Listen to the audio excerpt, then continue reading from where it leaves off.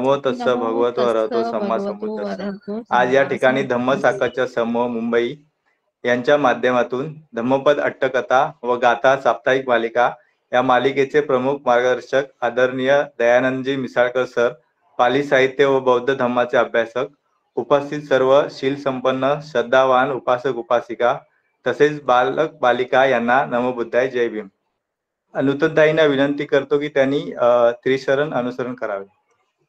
नमो तस्स भगवतो अरहतो सम्मा संबुद्धस्स. नमो तस्स भगवतो अरहतो सम्मा संबुद्धस्स. नमो तस्स भगवतो अरहतो सम्मा संबुद्धस्स. बुद्धं शरणं गच्छामि, धम्मं शरणं गच्छामि, संघं शरणं गच्छामि. द्वितीयंपि बुद्धं शरणं गच्छामि, द्वितीयंपि धम्मं शरणं गच्छामि, द्वितीयंपि संघं शरणं गच्छामि, तृतीयंपि बुद्धं शरणं गच्छामि, तृतीयंपि धम्मं शरणं गच्छामि, तृतीयंपि संघं शरणं गच्छामि. साधु साधु साधु. साधू साधू साधू. आता मी आपले आजचे व्याख्यान क्रमांक 129 भिक्खू वग्ग, गाथा क्रमांक 360 ते 362, पंच भिक्खू वत्तू आणि हंस घातिक भिक्खू वत्तू या गाथांसाठी आपल्याला मार्गदर्शन करणार आहेत आदरणीय सिद्धार्थ लबाणे सर. सरांचा आपल्याला थोडक्यात परिचय करून देतो. सर केमिकल इंजिनियर, सरांनी MPSC परीक्षा पास उत्तीर्ण आहेत. Sir x joint director industrial safety and health government of Maharashtra मध्ये सर्व्हिस करत होते. त्याचप्रमाणे MA पाली, नेट पाली आणि त्यांचे काही रिसर्च पेपर आहेत. तरी मी सरांना सर्वांच्या वतीने विनंती करतो की त्यांनी मार्गदर्शनाला सुरुवात करावी. नमो तस्स भगवतो अरहतो सम्मा संबुद्धस्स. सर्वप्रथम धम्म साकच्या समूहाचे पूर्ण ग्रुपचे एकदा आभार मानतो आणि त्यांना म्हणजे एक धन्यवाद देतो की त्यांनी मला परत चान्स दिलेला आहे, परत संधी दिलेली आहे धम्म साकच्याचे धम्मपद सादर करण्याबद्दल. तर आपण सुरुवात करूया गाथा क्रमांक 360, 361 आणि 362. तर आता आपण जसं बघतोय त्रिपिटकातल्या सुत्त पिटकामध्ये कुद्दक निकाय नावाचा जो खंड आहे, जो सेक्शन आहे, त्यामध्ये धम्मपद हे सेकंड बुक आहे दुसऱ्या क्रमांकावरती. आणि त्या धम्मपदामधला जे 25वा जो वग्ग आहे तो आहे भिक्खू वग्ग. आणि त्या भिक्खू वग्गामध्ये गाथा क्रमांक 1 आणि 2 हे आपण आज त्यावरती चर्चा करणार आहोत. तर पहिली गाथा आहे पंच भिक्खू वत्थू आणि दुसरी आहे हंस घातक भिक्खू वत्थू. अशा या दोन गाथा आहेत. तर ही व्याख्यान क्रमांक 129 आहे आणि पहिली गाथा जी आहे आता ती आपण वाचूया. चक्षुना सवरो साधू, साधू सोतेन सवरो, घाणेन सवरो साधू, साधू जिव्हाय सवरो. ही आहे गाथा क्रमांक 360. काय म्हणतात त्याच्यात बुद्ध? चक्षुना सवरो साधू, हे जे चक्षु आहेत, हे जे चक्षु आहेत, याच्यावर तुम्ही संवर केला पाहिजे. साधू सोतेन संवरो, श्रोत जे आपलं श्रोत इंद्रिय आहे त्याचा सुद्धा संवर केला पाहिजे. घाणेन सवरो साधू, आपली जी नाक आहे घ्राण इंद्रिय आहे त्याच्यावर सुद्धा आपण संवर केला पाहिजे. आणि जिव्हेवर सुद्धा संवर केला पाहिजे. साधू जिव्हाय संवरो. नंतर गाथा क्रमांक 361 कायेन संवरो साधू, कायेचा सुद्धा संवर करा. साधू वाचाय संवरो, वाचेवर सुद्धा संवर करा की वाचेचा संवर करा. मनसा संवर साधू, मनावर सुद्धा नियंत्रण ठेवा, मनाचं सुद्धा संवर करा. साधू सब्बत्त संवरू, सर्वार्थाने या सर्व इंद्रियाचा संवर करा आणि ह्या सर्व सब्बत्त म्हणजे सर्व अर्थाने सर्वांगाने सगळ्या बाजूने जेव्हा संवर करतो, सब्बत्त संवतो भिक्खू, जो भिक्खू या सर्व इंद्रियाचा संवर करतो तो काय होतो, सब दुःख पमुच्यती, तो सगळ्या दुःखातून मुक्त होतो. अशी ही गाथा क्रमांक 361 आहे. या दोन्ही गाथेचं कंबाईन आपण ट्रान्सलेशन जर बघितलं तर असं आपल्याला वाचता येईल. चक्षु, श्रोत, घ्राण, जिव्हा, काया आणि मन हे जे 6 इंद्रिय आहेत, या 6 इंद्रियावर संयम करणे उत्तम आहे आणि या सर्व इंद्रियावर संयम ठेवून कोणताही भिक्खू जो कोणी या मार्गावर चालतो, संयम ठेवतो, तो भिक्खू दुःखमुक्त होतो. अशी एकदम सिंपल साधी याचं ट्रान्सलेशन आहे आणि अर्थ एकदम आपल्याला सोपा आहे. तर पहिल्यांदा आपण बघूया पंच भिक्खू वत्थू. ओके, तर चक्षुना सवरोती इमं धम्मदेशनं सत्ता जेतवने विहरंतो पंच भिक्खू आरब्ध कथेसी. तर ही जी अट्टकथा आहे पंच भिक्खू वत्थू, ही कुठे आहे, जेतवन विहारामध्ये विहार करत असताना बुद्धांनी त्या ठिकाणी ही सांगितलेली आहे, ही धम्मदेशना दिलेली आहे. तर आता ती अट्टकथा आहे ती काय आहे ते बघूया. तेसु किर एकेको चक्षुद्वारा दिसू पंचसु द्वारेसु एकमेव रखी. तर 5 जे भिक्खू होते, तर ते जे भिक्खू होते ना, तर ते प्रत्येक जण काय करायचे, एक द्वार म्हणजे जसं कोणी श्रोतावर नियंत्रण ठेवायचं, कोणी चक्षुवर नियंत्रण ठेवायचं, कोणी घ्राणावर नियंत्रण ठेवायचं. तर अशा पद्धतीने एक इंद्रियावरती ते त्यावरती नियंत्रण ठेवायचे, त्याचा संवर करायचे. आणि मग काय होतं की अथेक दिवस, मग एक दिवस काय होतं, सन्निपतित्वा, ते एकत्र आले आणि मग ते एकमेकांना सांगू लागले की अहं दूरख रखामी, अहं दूरखं रखामी. तर ते काय सांगतात एकमेकांना की मी जे संवर करतो आहे, मी ज्या इंद्रियाचा संवर करतो आहे ते कसं आहे, दूरख आहे. दूरक्ष म्हणजे डिफिकल्ट टू कंट्रोल, किंवा मी जे करतो इंद्रियावरचं जे संवर करतो ते सगळ्यात कठीण आहे, दूरख आहे. तर असं हे प्रत्येक जण सांगत असतो एकमेकांना. आता ह्याच्यामध्ये काय होतं की सगळेजण विवादित्वा म्हणजे हा विवाद करत असताना मग ते म्हणतात की असं करू, आपण सत्तारांनाच विचारू, म्हणजे बुद्धांना विचारूया. मग ते म्हणतात की सत्तारं चित्वा इमं अर्थं जानिस्सामा. तर या गोष्टीचा, आपल्या या चर्चेचा अर्थ आपण जानिस्सामा, जाणून घेऊया. आणि मग काय करतात ते, सत्तारं उपसंकमित्वा, सत्तारांकडे जाऊन गेल्यानंतर भन्ते, बुद्धांना म्हणतात, भन्ते मयं चक्षुद्वार आदीनी रखंता अत्तनो रखन द्वारम एव दूरखंती मय्याम कोनुको अम्मेसु दूरख रखंती ती पुच्छेसु. ते विचारतात की आम्ही सगळे काय करतो की चक्षुद्वार आदी म्हणजे चक्षु, श्रोत, घ्राण जे काही आहे, तर रखंता अत्तनो आम्ही आपापल्या पद्धतीने त्याचं रक्षण करतो, त्याचा संवर करतो. आणि आम्हाला वाटतं की ते रक्षण करणं हे इतरांपेक्षा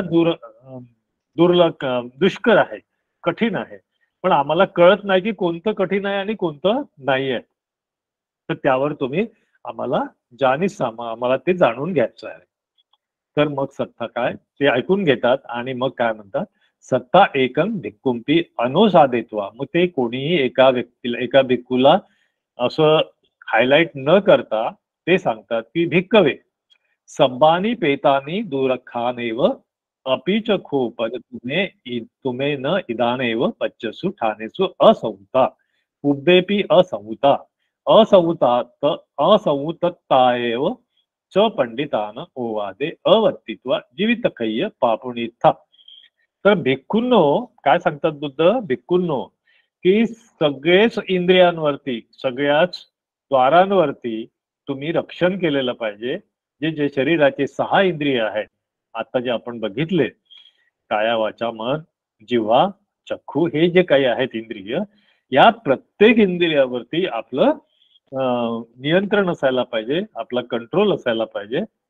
आणि जर पंचसु ठानेसु असंवुत्ता उभेपी असंवुत्ता, पण तुम्ही काय करताय, या सगळ्या या सगळ्या इंद्रियांवर तर न ठेवता तुम्ही एकाच याच्यावर ठेवताय.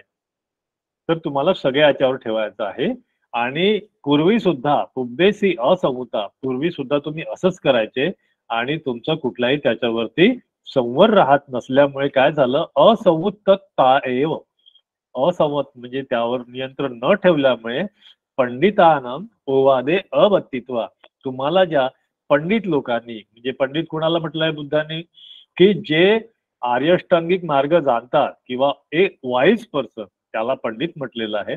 तर त्यांनी ओवादे अवत्तित्वा, त्यांनी जे गाईडलाईन्स दिलेल्या आहेत किंवा जे शिकवण दिलेली आहे, त्या शिकवणीचं तुम्ही पालन न केल्यामुळे काय झालं, जीवित खय पापुनित्ता, म्हणजे त्यावेळेस तुम्ही जीवाला मुकलेत, त्यावेळेस तुमचा मृत्यू झाला होता.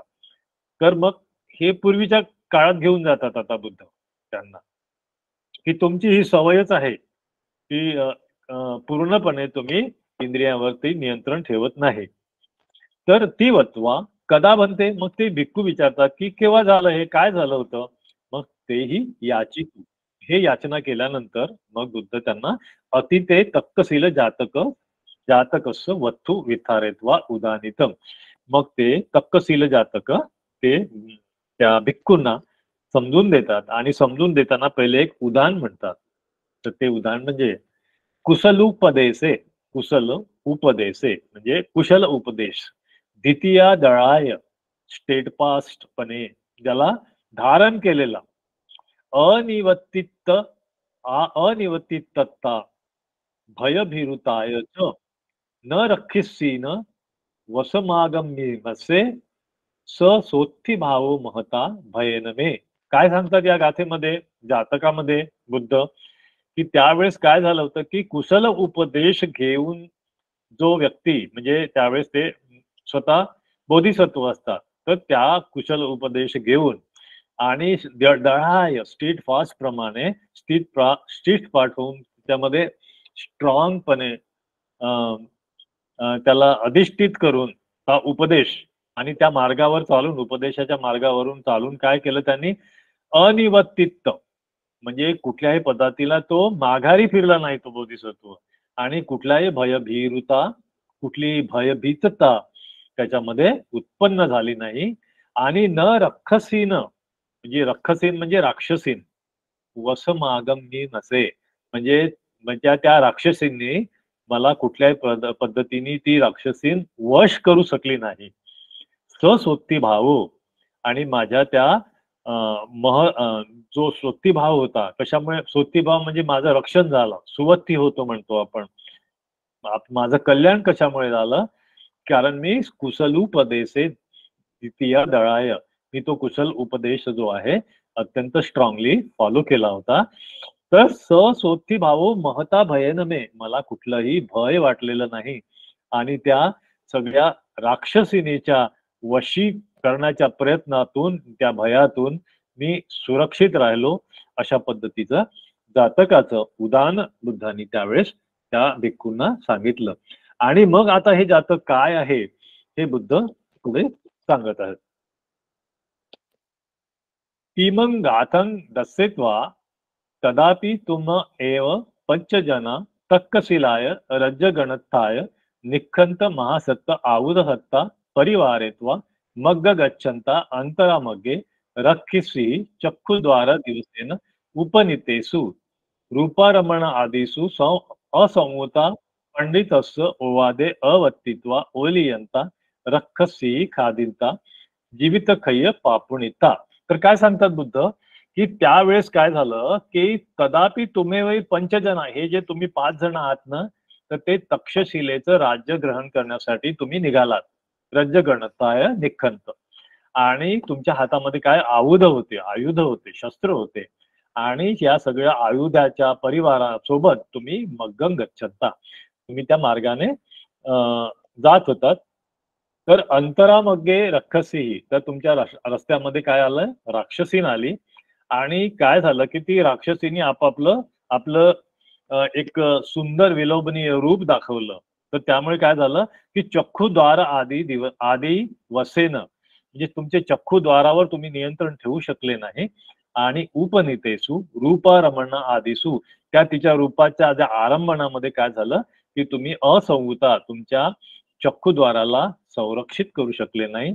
आणि पंडितस्य ओवादे, तुम्हाला पंडिताने दिलेला जे उपदेश आहे त्याला अवत्तित्वा, त्याला तुम्ही फॉलो नाही केलं, निग्लेक्ट केलं. आणि ओलियंता रक्षसी खादिता, मग त्यामुळे काय झालं की तिला तुम्ही वश झालात आणि त्या राक्षसीने तुम्हाला खाऊन टाकलं आणि जीवित पापुणित्थ.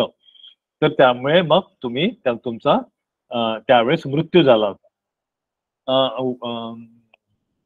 माझा व्हिडिओ बंद आहे की चालू आहे, मला दिसत नाही ते. हॅलो, चालू आहे सर. ओके.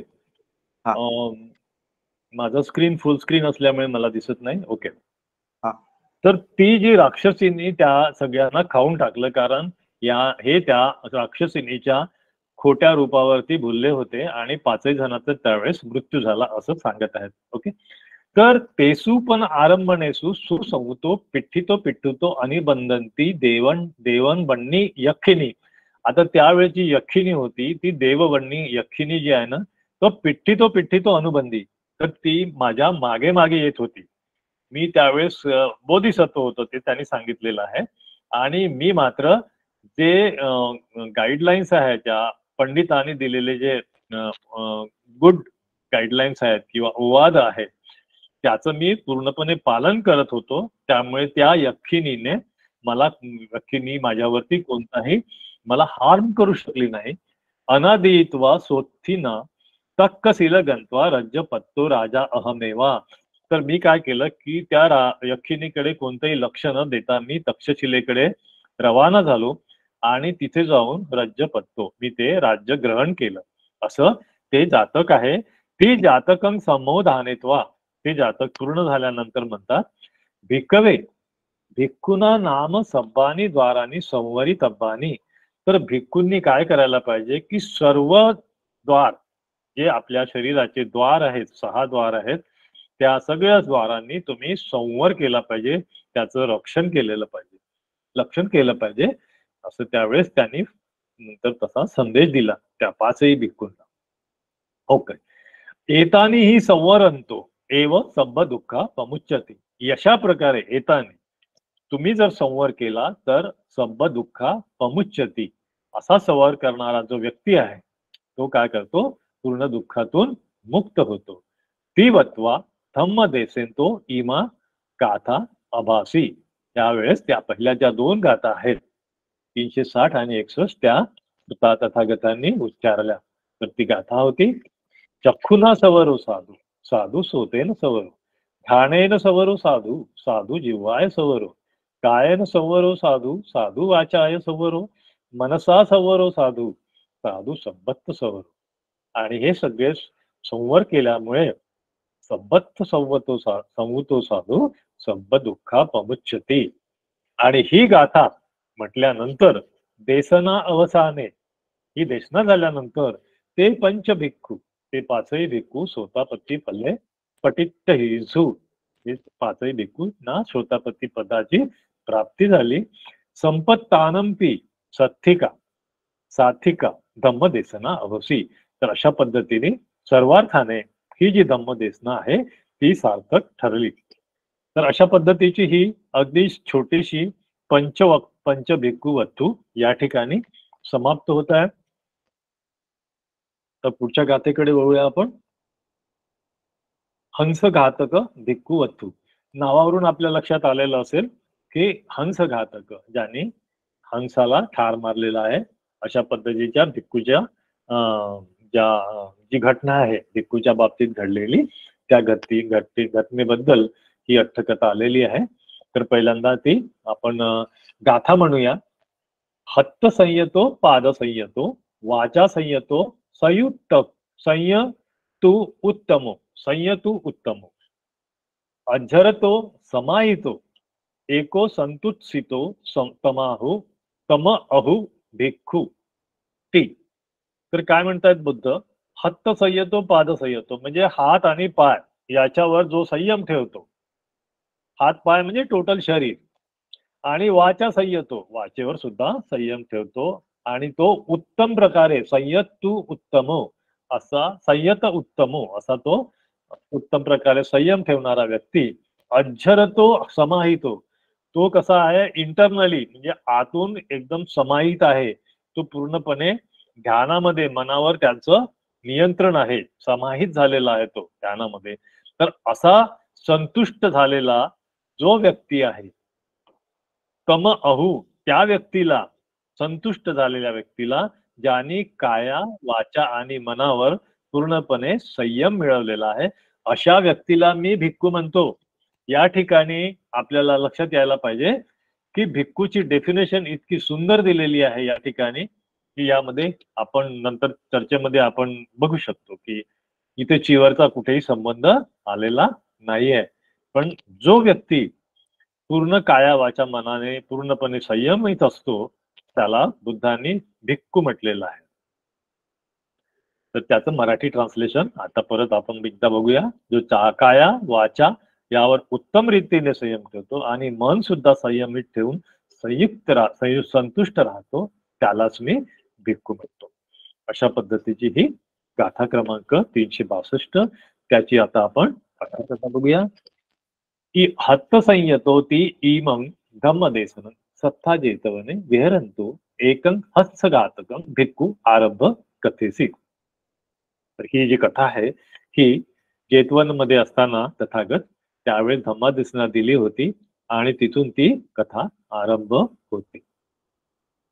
तर काय होतं सावित्रीमध्ये, सावित्री वासिनो किर द्वे सहायका भिक्खू भिक्खुसु पबजित्वा लद्दुप संपदा लद्द उपसंपदा ये भुयेन एकतो विचरंती. तर सावित्री मधले जे दोन सहायक जे मित्र भिक्खू असतात त्यांनी प्रबज्जा घेतलेली आहे, उपसंपदा घेतलेली आहे आणि ते आता एकत्र विचरण करत आहेत, एकत्र कुठेही जात आहेत. ते एक दिवसं अचिरवती गंतवा. अचिरावती ही नदीचं नाव आहे आणि तिथे जाऊन काय करतात ते, नत्वा आतपे तप्पमाना सारणिक्य कथं कथेंता अठ्ठसू. तर आंघोळ झाल्यानंतर ते उन्हामध्ये तप्पमाना स्वतःला म्हणजे उन्हामध्ये उभे राहतात आणि गोष्टी सांगत असतात. सारणी कथ म्हणजे गप्पा गोष्टी करत उभे असतात. आणि तस्मिखणे मग त्यावेळेस काय होतं की द्वे हंसा आकाशेन गच्छन्ति. त्यावेळेस दोन हंस पक्षी आकाशातून जात असतात. मग त्यातला एक भिक्खू काय म्हणतो बघा, अथेको दहर भिक्खू, जो लहान असतो वयाने तो म्हणजे दहर भिक्खू, सखर गहेतवा, त्यांनी एक दगड घेतला, गारगोटी घेतली सखर, आणि काय म्हणाला, एकस हंत पोतकस हंस पोतकस अख्खिंग परिहारी सामी. मी काय करतो, जो छोटा हंस आहे तो पोतकस म्हणजे पोतक म्हणजे पुत्र किंवा लहान हंस, त्याचं त्याच्या डोळ्याला अख्खी परिहारी पहरी स्वामी, पहर म्हणजे प्रहार करणे, तर मी डोळ्यावर त्याच्या दगड मारतो ती आहा. मग मग तो दुसरा असतो तो काय म्हणतो, न सख्खी स्वामी, तुला काय ते जमणार नाही, तुला ते शक्य नाही, सख्खी स्वामी तू ते करू शकणार नाही. त्यांनी खरं म्हणजे म्हणायला काय पाहिजे की तू काही त्याला दगड मारू नकोस, ही हिंसा आहे, पण तू काय म्हणतो की ते काही तुला शक्य नाहीये, म्हणजे मला पण प्रयत्न करायचा असं पुढे तो म्हणतो. तर तिठ्ठ तू म्हणजे तू थांब, इमस मी पस्से अख्खी, तो पहिलावाला म्हणतो की नाही थांबच, मी तो दगड मारूनच दाखवतो आणि त्याचा डोळा त्याच्या डोळ्यावरती तो दगड लागेल अशा पद्धतीने परपस्से अख्खी पहरी सामिती, मी मारणारच दगड. इदंपी न सख्खी सामी एव ती, पण तो तसा मारू शकला नाही.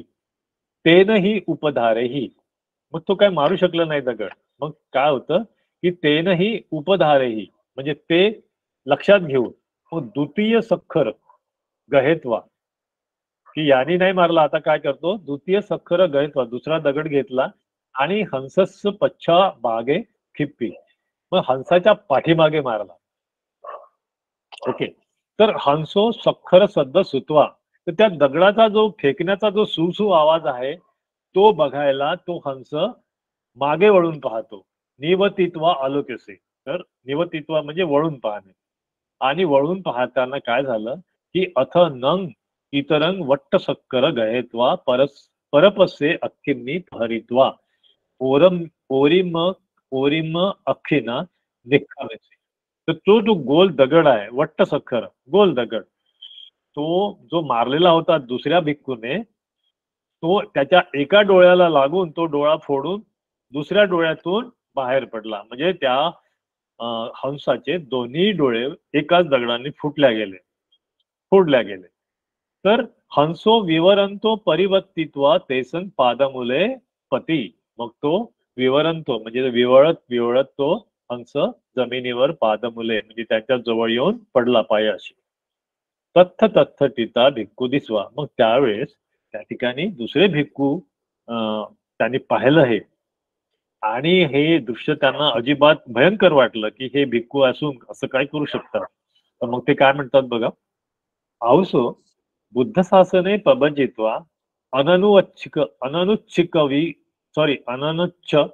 वीक स्व कथन पाणातिपात करून तेही, म्हणजे इतकं वाईट काम जे इच्छिक नसलेलं, म्हणजे जे अनएक्सपेक्टेड आहे, हे लोक पबज्जा घेतलेले लोक कसं काय करू शकतात, असं ते प्रश्न विचारतात एकमेकांना. आणि ती वत्वा ते आदाय गंतवा तथागतच कतस्स दस्सेसु, आणि हे सांगण्यासाठी ते तथागताकडे जातात.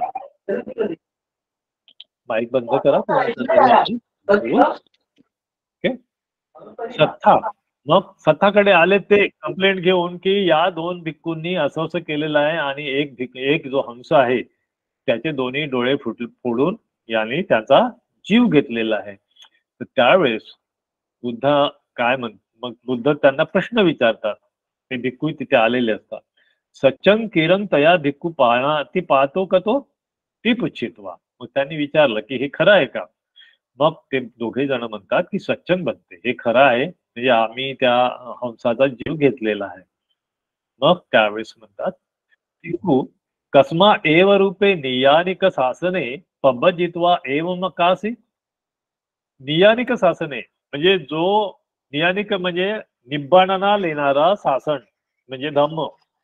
तर निब्बाणाला नेणाऱ्या ज्या धम्म शासनामध्ये प्रवज्जित झाल्यानंतर सुद्धा आणि पौराणिक पंडिता अनुपन्ने बुद्धे अगार मध्ये वसमाना अपमत्त केसू ठाणेसू कुकुच्च करसू, म्हणजे तुम्ही हे एवढं बुद्धाच्या शासन काळामध्ये असं काय करू शकता.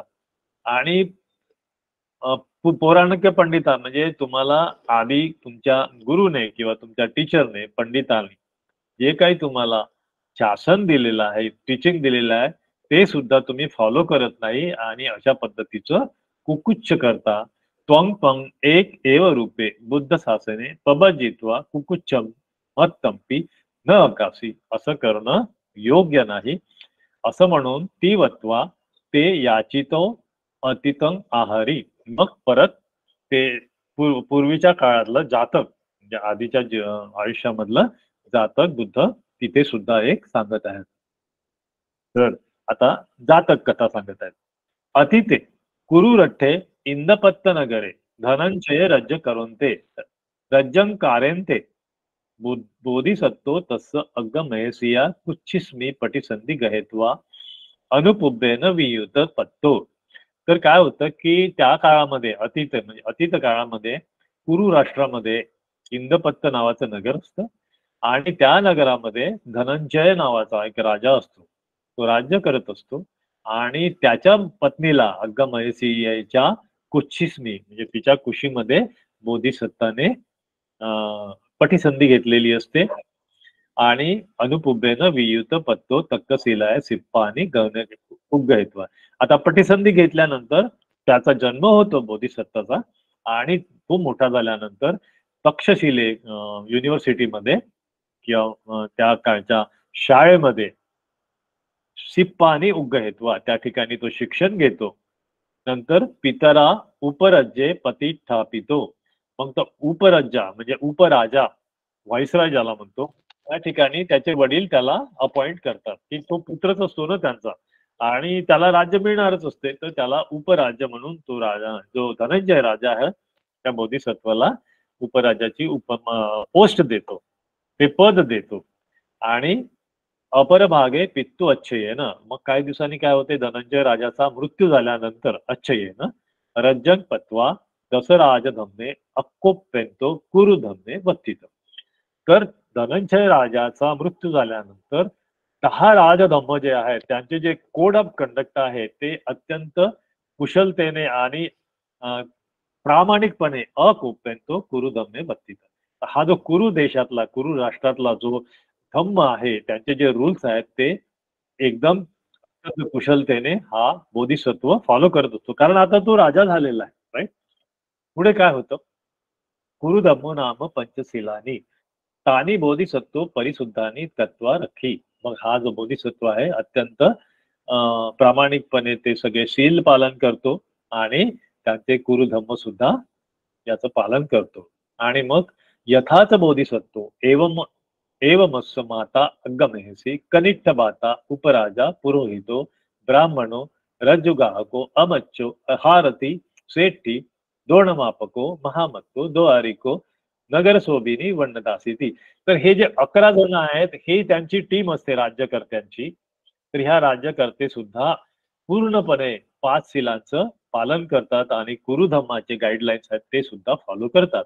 तर हे कोण कोण आहेत 11 जण, तर त्यामध्ये उपराजा कनिष्ठ बाता म्हणजे त्या बोधिसत्वाचा जो लहान भाऊ असतो तो उपराजा बनतो. मग पुरोहित असतो एक, नंतर एक ब्राह्मण असतो आणि एक रज्जू ग्राहक असतो. रज्जू ग्राहक म्हणजे ड्रायव्हर, एखाद्या वाहनाचा चालक जो असतो तो रज्जू, ज्याच्या हातात दोर असतात त्याला रज्जू ग्राहक. अमच्चो म्हणजे मंत्री, सारथी म्हणजे रथाचं सारथ्य करणारा, नंतर सेठी श्रेष्ठी, नंतर दोन मापको म्हणजे जो मापारी असतो किंवा जे धान्य धन मोजून देणारा तो असतो एक. एक महामत्तो असतो, तो पण एक श्रेष्ठी असतो. दोवारिको म्हणजे द्वारपाल. नंतर नगर शोभिनी वर्ण दासी, ती एक दासी असते, ती कशी असते, नगराला शोभून दिसणारी आणि अत्यंत सुंदर वर्णाची ती दासी असते. असे हे 11 जण आणि स्वतः बोधिसत्व हे सगळेजण पंचशीलाचं पालन करत असतात आणि राज्य करत असतात. तर एवं एतेसु एकादशसु जनेसु कुरुधम्म रक्षन्तेसु कलिंग रट्टे दंतपुर नगरे कलिंग रंजक कारंते तस्मी रट्टे देव न वसी. हे सुरू असताना काय होतं की बाजूच्या जो कलिंग राष्ट्र आहे त्या कलिंग राष्ट्रामध्ये दंतपूर नावाचं जे गाव आहे, दंतपूर नगरे, तिथला जो राजा आहे कलिंग राजा, तर त्या ठिकाणी त्या कलिंगाच्या पूर्ण राज्यामध्ये देवो न वसी, देव म्हणजे पाऊस, तर देवाचा पालीमध्ये देव हा पावसाच्या अर्थाने पण येतो आहे. तर त्या ठिकाणी पाऊस पडत नाही, थोडक्यात पाण्याचं दुर्भिक्ष निर्माण होतं. मग अशा वेळेस काय करतात हे कलिंग राजा आणि त्याचे मंत्री काय करतात बघा. महासत्तस्य पण अंजन सन्निभो नाम मंगल हत्ती महाप्रिय होती. तर अंजन सन्निभो नावाचा जो हत्ती असतो, तो मंगल हत्ती असतो, तो यांच्याकडे असतो, कुरुधम्माकडे, म्हणजे बोधिसत्व ज्या राज्यात असतात राजा त्यांच्याकडे तो हत्ती असतो. आणि अशा त्यांचा समज असतो की हा जो मंगल हत्ती जो आणला आपल्या राज्यात, तर वर्षा होईल, पाऊस येईल ना आपलं दुर्भिक्ष नाहीस होईल. तर हा समज त्यांच्या आपसामध्ये चर्चा करून त्यांचं मंत्रिमंडळ ठरवतं आणि ते तसे निवेदन पाठवतात त्या बोधिसत्वाला, कुरुधम्माच्या बोधिसत्वाला निवेदन पाठवतात की हा हत्ती आमच्या देशामध्ये तुम्ही पाठवावा. तर त्याप्रमाणे रठ्ठवासीनो तस्मी आणि ते देवो वसिष्यती, तो जर आणला तर आमच्याकडे पाऊस परत येईल. तर ती सह्याय रय्यो आरोचियन्सु, ते आता आपण सांगितलंय की तसं त्यांना वाटतं. राजा तसं हत्तीच आन यन अथाय ब्राह्मणे पहिली, मग ते हत्ती आणायला ब्राह्मणाला पाठवतात कुरुधम्मामध्ये, कुरु राष्ट्रामध्ये. ते कंत्वा महासत्तं हत्ती याचिसू. मग ती हत्ती याचना करतात आणि त्याप्रमाणे तो हत्ती आहे ना त्यांच्या स्वाधीन केला जातो. आणि सत्ता तेसंग याचन कारण तसे तू त्यावेळेस तो दिल्यानंतर मग काय म्हणतो सत्ता तेसंग याचन कारण दस्यंतु सत्ता दस्यंतु आह. काय म्हणतात बघा की आता बुद्ध याच्यावरती कमेंट करत आहेत की हा जो हत्ती पाठवला त्याच्यावरती बुद्ध काय म्हणतात तव सद्दंच शीलंच विदित्वान जनादीप वणन अंजनं वन्ने अंजन वन्नेन कलिंगस्मी निमिम्मसे. तर जो श्रद्धावान आहे शीलवान आहे आणि पूर्ण जनामध्ये त्याची प्रसिद्धी आहे आणि असं अंजन वन्नेनं म्हणजे इतका सुंदर वर्ण असलेला कलिंगस्मी निमिम्मसे तर त्या कलिंगामध्ये तो हत्ती तिथे पोचलेला आहे. श्रद्धावान शीलवान अशा लोकांमधला अशा देशामधला तो हत्ती तिकडे आलेला आहे. अंजन वर्णे म्हणजे काळा. अंजन म्हणजे काळा असतं जे डोळ्यात घालतात ते अंजन असा ब्लॅक कलरचा जो हत्ती असतो त्यामुळे त्यात वर्णन असं केलेलं आहे. मग काय होतंय की पुढची मग ती जातक सुरूच राहते की मग ती कनिपाते ती कनिपकामध्ये आलेली ही जातक आहे ते सुरूच असते. मग हत्तींनी पण आणि तो पे देवे अवसंते. मग त्या हत्तीला जो डिवाइन हत्ती असतो तो सुद्धा कलिंगामध्ये आणल्यावर सुद्धा पाऊस पडत नाही. मग तो राजा मग काय होतं की सो राजा कुरु धम्म रखती तेनस रठ्ठे देवो वसती ती संयाय. मग ते काय म्हणतात की हा जो कुरु धम्मातला राजा आहे ना हा काय करतो हा शील पालन करतो त्याच्यामुळे तिथे पाऊस पडतो. ही अशी संज्ञा असते त्यांची असा त्यांचा मग समज असतो कारण त्या हत्तीच्या आगमनामुळे पाऊस झालेला नाहीये. मग यंग सो कुरु धम्म रखती तंग सुवर्ण पट्टे लिखित्वा आनेथा.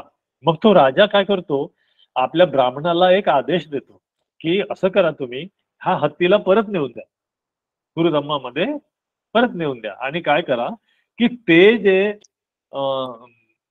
त्यांचे राजधर्म आहेत राजधर्म जे कोड ऑफ कंडक्ट आहे ते आणि त्यांनी शील पालन केल्याचे कोणते शील पालन करतात आणि कसे पालन करतात हे सगळे या सुवर्णपट्टे जे सुवर्णाच्या एका मोठ्या पाटीवरती हे सगळे तुम्ही कोरून आणा तिथून लिखित्वा आनेथा ते लिहून आणा आणि ती पुन्हा कलिंग ब्राह्मणेचं अमच्चे पेसेसी परत ते कलिंगाला त्या ब्राह्मणाला पाठवतात त्या हत्तीला घेऊन आणि सोन्याची पाटी घेऊन पाठवतात.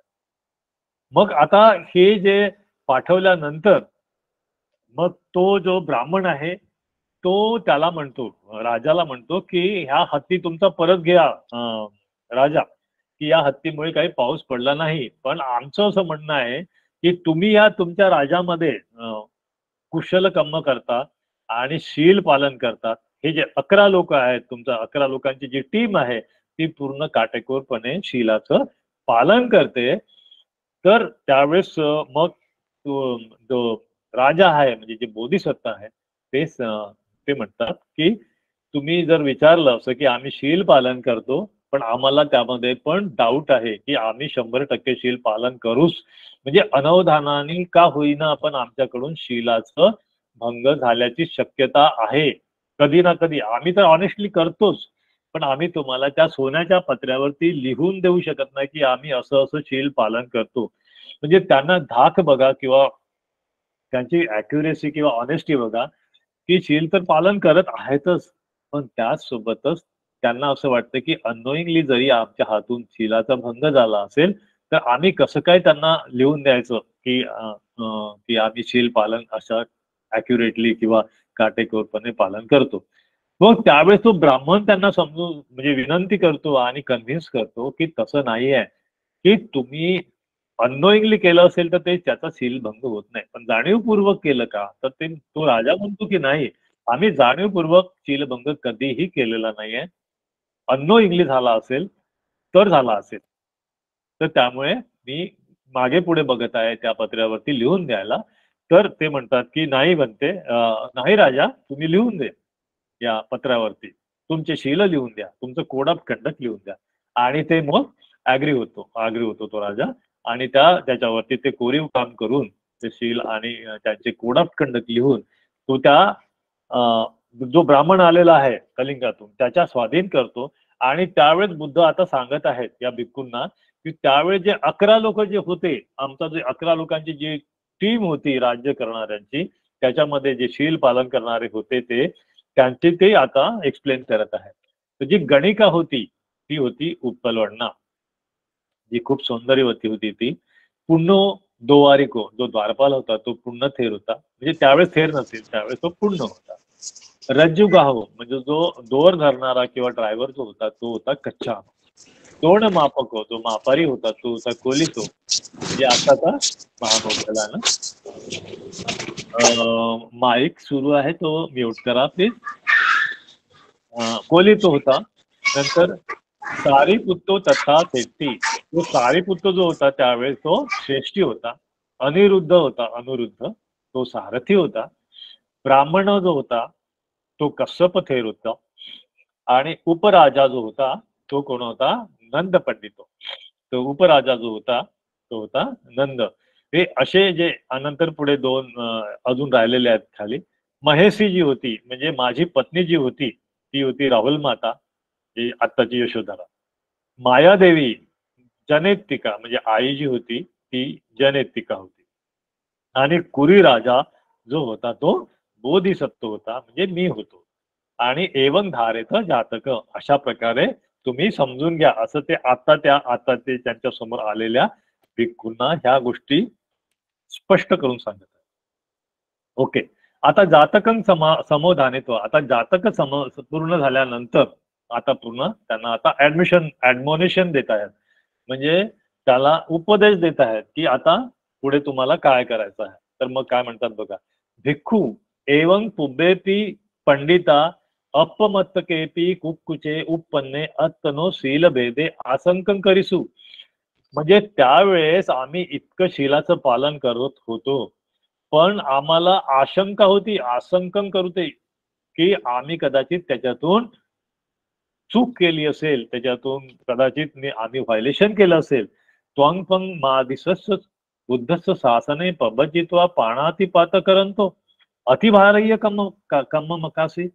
म्हणजे त्यावेळेस सुद्धा आम्ही इतके घाबरत होतो डिक्लेअर करायला की कुशल कर्म आमचे पूर्ण परिपूर्ण आहेत किंवा नाही. आणि तुम्ही तर याच्यात प्रबंधित झालेत, बुद्धाच्या शासनामध्ये प्रबंधित झाले आणि अगदी उघडपणे तुम्ही पानाती पात करत आहे, प्राणी हिंसा करत आहे.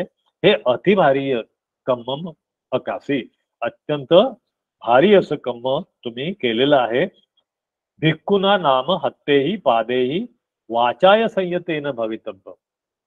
तर भिक्खूंनी कसं राहिलं पाहिजे की हात आणि पाय याच्यावरती म्हणजे पूर्ण काया जी आहे याच्यावरती संयम ठेवला पाहिजे आणि ही तिंग वत्वा हे सांगून तथागतांनी ही गाथा म्हटलेली आहे.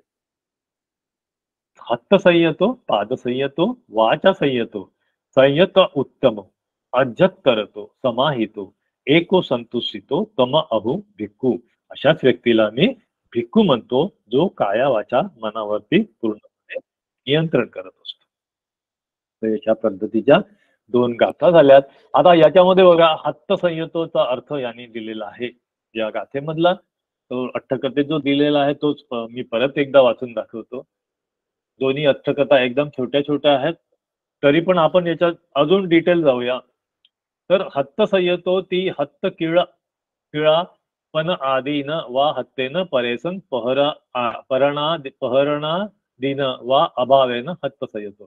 म्हणजे हाताने जे मारण्याचं जी क्रिया आहे किळा, तर त्याला म्हणजे तुम्ही कोणालाही ज्या हाताने इजा करत असाल तर त्याला इजा न करणे हाताने, त्याला म्हणजे हातावरती संयम ठेवणे, अशा व्यक्तीला हत्त संयतो अशी यामध्ये व्याख्या दिलेली आहे. द्वितीय पदेपी तसंच एस एव नयो, म्हणजे पायाच्या बाबतीत सुद्धा जो दुसऱ्यांना पायाने प्रहार करत नाही त्याला म्हणायचं पाद संयतो. वाचाय पुन्हा मुसावादा आदीन, म्हणजे वाचावर संयम कसा, म्हणजे मुसावादा याच्या इत्यादी ज्या व्हायलेशन आहे, मुसावादा करणं किंवा कठोर बोलणं किंवा चुगली करणं, ह्या ज्या मुसावादाच्या ज्या गोष्टी आहेत, अकरण तो करत नाही, अशा व्यक्तीला काय म्हणायचं? वाचाय संयतो. आणि अजत्तर तो म्हणजे कम्मठान भावनय रतो. तो त्याला जे कम्मठान दिलेलं आहे त्याच्यामध्ये तो भावना करत असतो त्याची कम्मठानाची, आणि त्याच्यामध्येच तो रत असतो, म्हणून त्याला नाव दिलेलं आहे अजत्तरतो. आणि समाहितो म्हणजे सुठ्ठू ठपितो. तो योग्य प्रकारे सुठ्ठू ठपितो, त्या ध्यानामध्ये समाहित झालेला आहे, एस्टॅब्लिश झालेला आहे. आणि एकू संतोषितो, ती एक विहारी भूत्वा सुट्टू तुसितो विपස්සनाचारतो.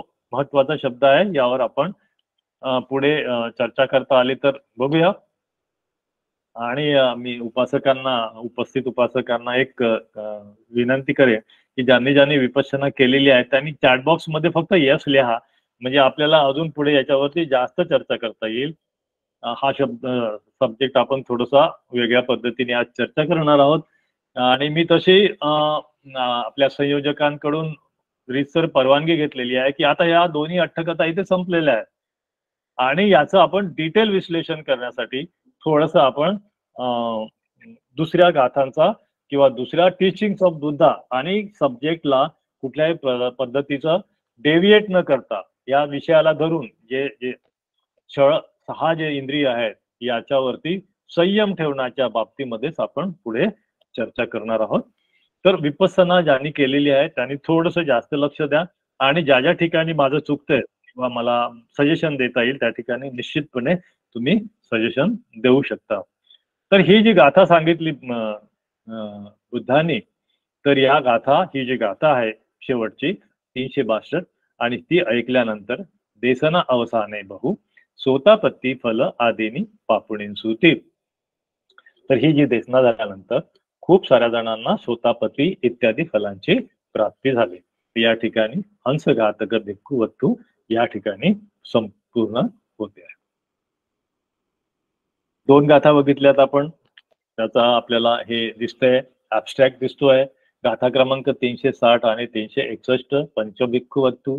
भिक्खू हा जो असतो ते 5 लोक असतात, ते एक इंद्रियाचा संवर करत होते, आणि बुद्ध म्हणतात की नाही, सगळ्याच इंद्रियाचा संवर करा जर तुम्हाला दुःखातून मुक्त व्हायचं असेल तर, असं बुद्ध त्या कट्टकथे सांगत आहेत.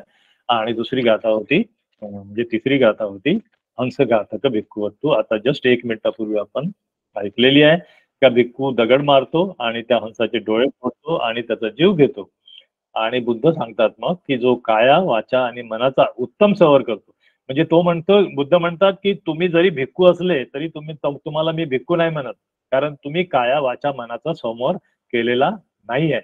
तर जो काया वाचा मनाचा जो उत्तम संवर करतो त्यालाच मी भिक्खू म्हणतो. अशा ह्या 2 गाथा या ठिकाणी, 2 अट्टकथा आपण बघितलेल्या आहेत.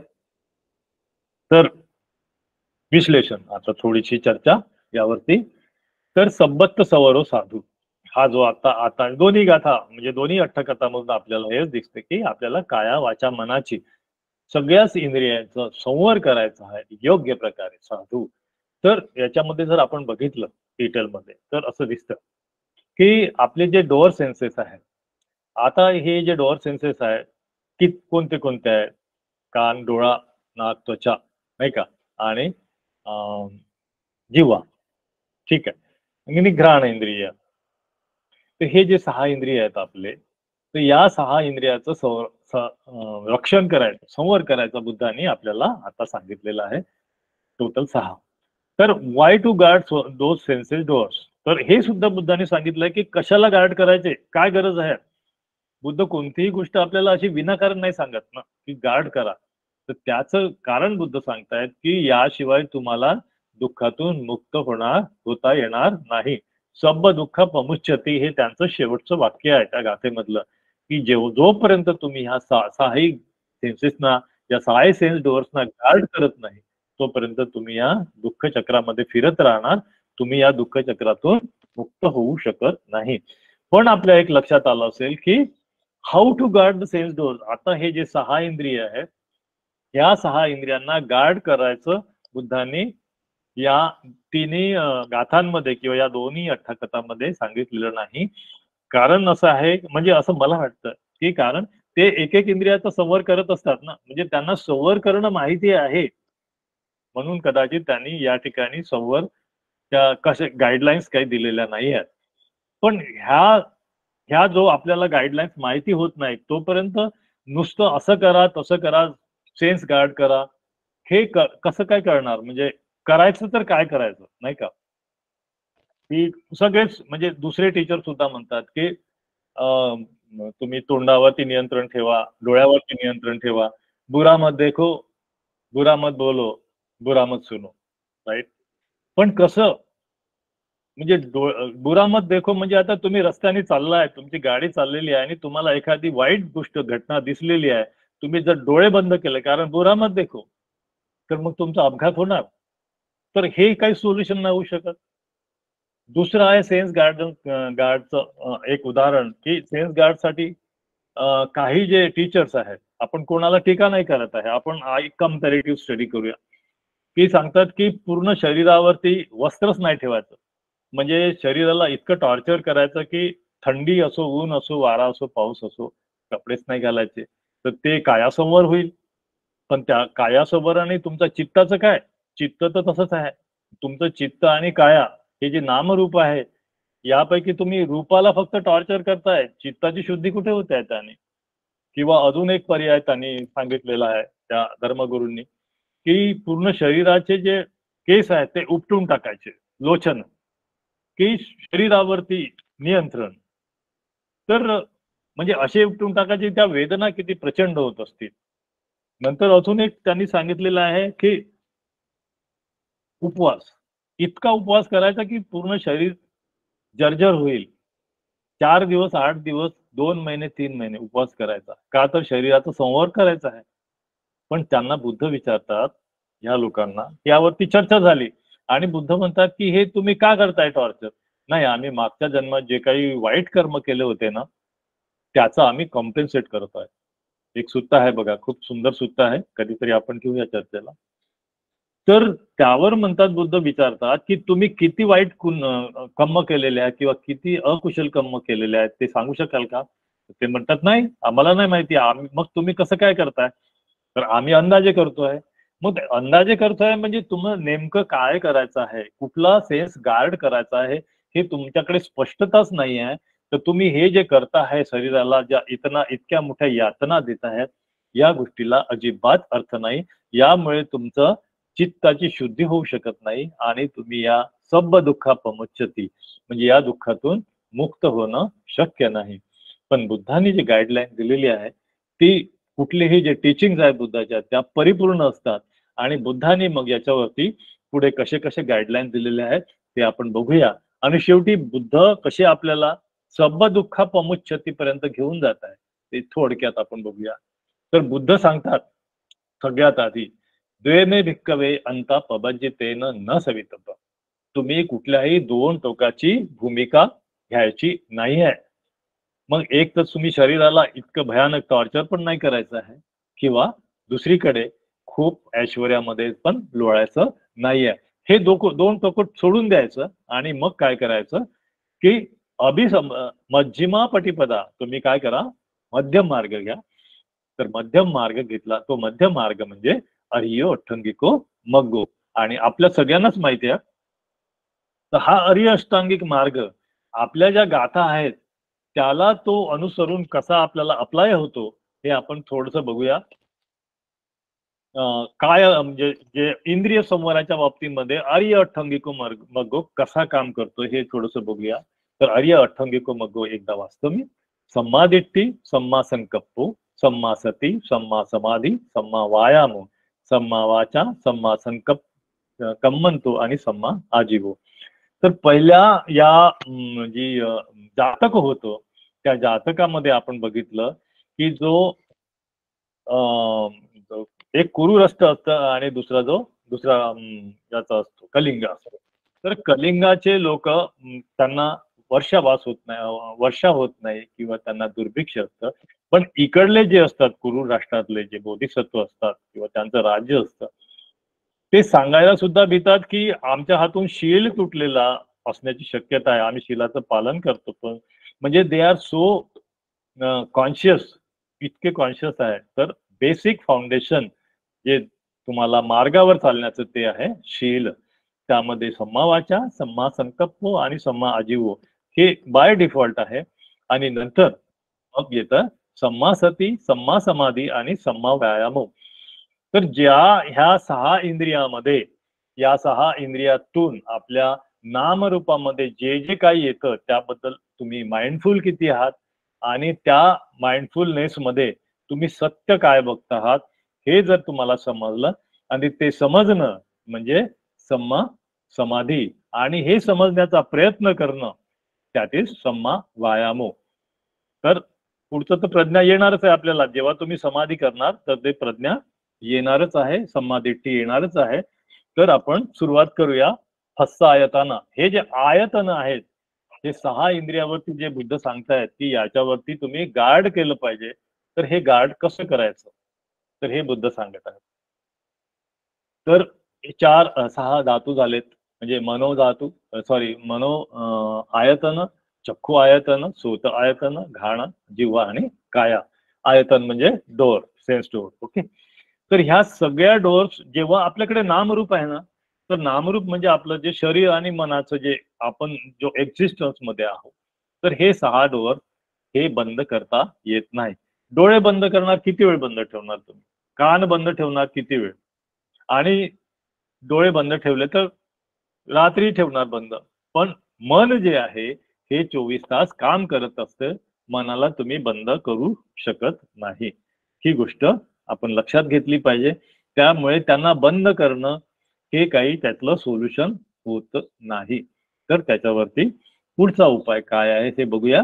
तर हे बुद्धाने एका सुत्तामध्ये सांगितलेलं आहे. तर ते आहे, त्या सुत्ताचं नाव आहे सळायतन सुत्त. तर त्या सळायतन सुत्तामध्ये बुद्ध सांगतायत क्षयीने भिक्कवे फस्सायतन सुदंता सुगुत्ता सुरक्षिता सुसंवुता सुखादिवा. तर भिक्खूंनो हे जे आयतन आहेत त्या फस्सायतन म्हणजे ज्या आयतनातून आपल्या नामरूपामध्ये जो स्पर्श होतो, बाह्य जगाचा जो स्पर्श होतो, डोळ्याने वस्तू दिसते, नाकाने सुगंध येतो, कानाने शब्द ऐकू येतो, आणि त्यामुळे आपल्या मनामध्ये जे काय म्हणतात आसक्ती आणि द्वेष याचं द्वंद्व चालू होतं. तर त्याच्यावरती जर तुम्ही सुदंता म्हणजे योग्य पद्धतीने जर नियंत्रण केलं, सुगुत्ता म्हणजे त्याच्यावरती परत नियंत्रण हा शब्द आहे, आणि सुरक्षिता त्याला तुम्ही सुरक्षित ठेवलं, आणि सुसंवुता परत सुरक्षित ठेवलं, तर तुम्ही सुखाच्या मार्गाने लागता.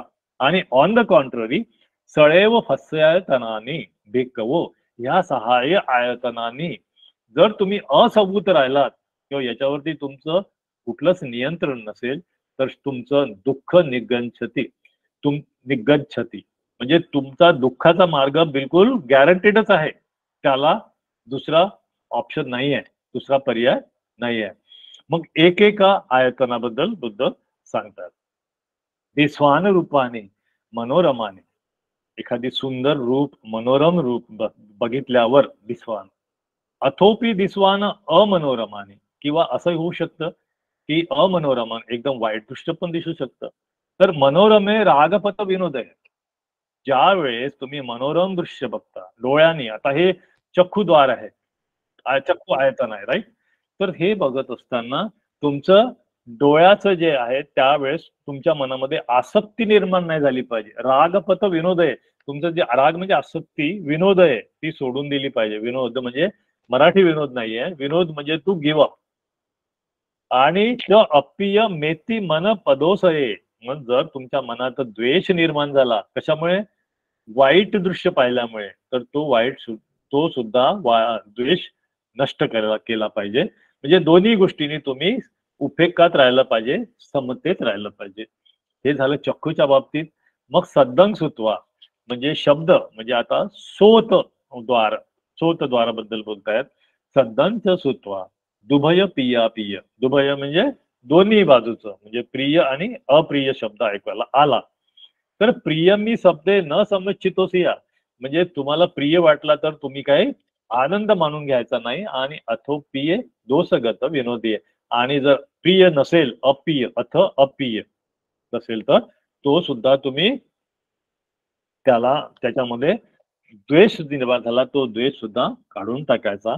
न च न न च अप्रिय अप्रिय मेती मन पदोसय, आणि मनाला कुठलाही दोष न लावू देता कामा नये. तिसरा आहे गंध. सिमिलरली, तर गंधंच घत्वा सुरभी मनोरम. सुरभी पहा, हा सुरभी पाली शब्द आहे. तर सुरभी म्हणजे फ्रॅग्रन्स. तर गंधंच घत्वा सुरभी मनोरम, अत्यंत सुंदर फ्रॅग्रन्स तुम्हाला आलेला आहे. आणि अथोपी घत्वा असुची अकंतीय, तर एखादे दुर्गंधी आले एखाद्या घाणीतून, तर दोन्ही वेळेस तुम्ही अकंतीयस्मी पठिग्ध विनोदे, तुमच्यामध्ये द्वेष नाही निर्माण झाला पाहिजे, तुमच्यामध्ये छंदानुनितो म्हणजे त्याचा छंदही नाही जडला पाहिजे, म्हणजे त्याची आसक्ती पण निर्माण झाली नाही पाहिजे. मग अजून 3 राहिलेत आयतन. रसंच भूत्वान असादिच्यांच साधू, म्हणजे रसदार भोजन केल्यानंतर मग तुमच्या मनामध्ये काय होईल? आसक्ती निर्माण होईल. ती आसक्ती निर्माण नाही झाली पाहिजे. अथोपी भूत्वान असाधू मेकदा, म्हणजे चविष्ट भोजन नाही आहे, खराब भोजन आहे, त्या विरोध मासा दुसू नो पदसये, दोन्ही बाजूमध्ये तुम्ही समतेतच राहिलं पाहिजे. 5वे आहे फस्सेन फुट्टो, स्पर्श झाला म्हणजे आता कायेचा प्रश्न आलेला आहे, कायाद्वार. तर याच्यामध्ये फस्सेन फुट्टो न सुखेन मच्छी, म्हणजे सुखाचा स्पर्श झाला आणि दुखेन फुट्टोपी न संपवेदे, म्हणजे सुखाचा स्पर्श झाला म्हणजे तुम्ही आनंदित व्हायचं नाहीये, आणि दुःखाचा स्पर्श झाला म्हणजे त्याला दूर सारायचं नाहीये, त्याच्यात द्वेष निर्माण करायचा नाहीये. फस्सद्वय, दोन्ही प्रकारचे प्रश्न, सुख दुःखे उपेक्षे, या दोन्ही याच्यामध्ये तुम्हाला उपेक्षात राहायचं आहे. अनानुरुद्धो अविरुद्ध केनची, दोन्ही गोष्टी तुम्ही त्याला कसं घ्यायचं आहे, कोणत्या गोष्टीला विरोध करायचा नाहीये.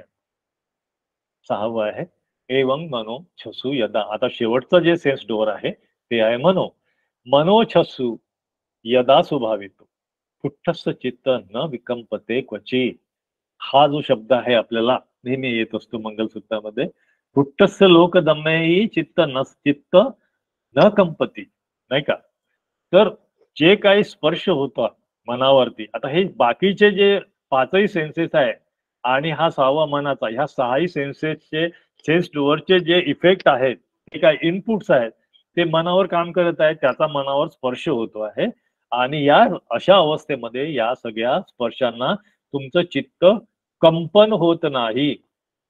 आणि ज्यावेळेस ही स्थिती येते तुम्हाला, ते राग दोषे अभिभूय भिक्खवो, असा हा जो राग दोषाच्या पलीकडे गेलेला अभिभूय जो आहे, भवत जाती मरणस्थ पारगा, जे हा जो असा व्यक्ती ज्याने ह्या सगळ्यांमध्ये त्याने उपेक्षा संपादन केलेली आहे, तो भवथ असा जो भिक्खू आहे, तो जा भिक्खू की जाती मरणस्थ पारगा, त्याच्यात तू पार गेला आहेस, असं बुद्ध या सगळ्या सूत्रामध्ये सांगत आहेत.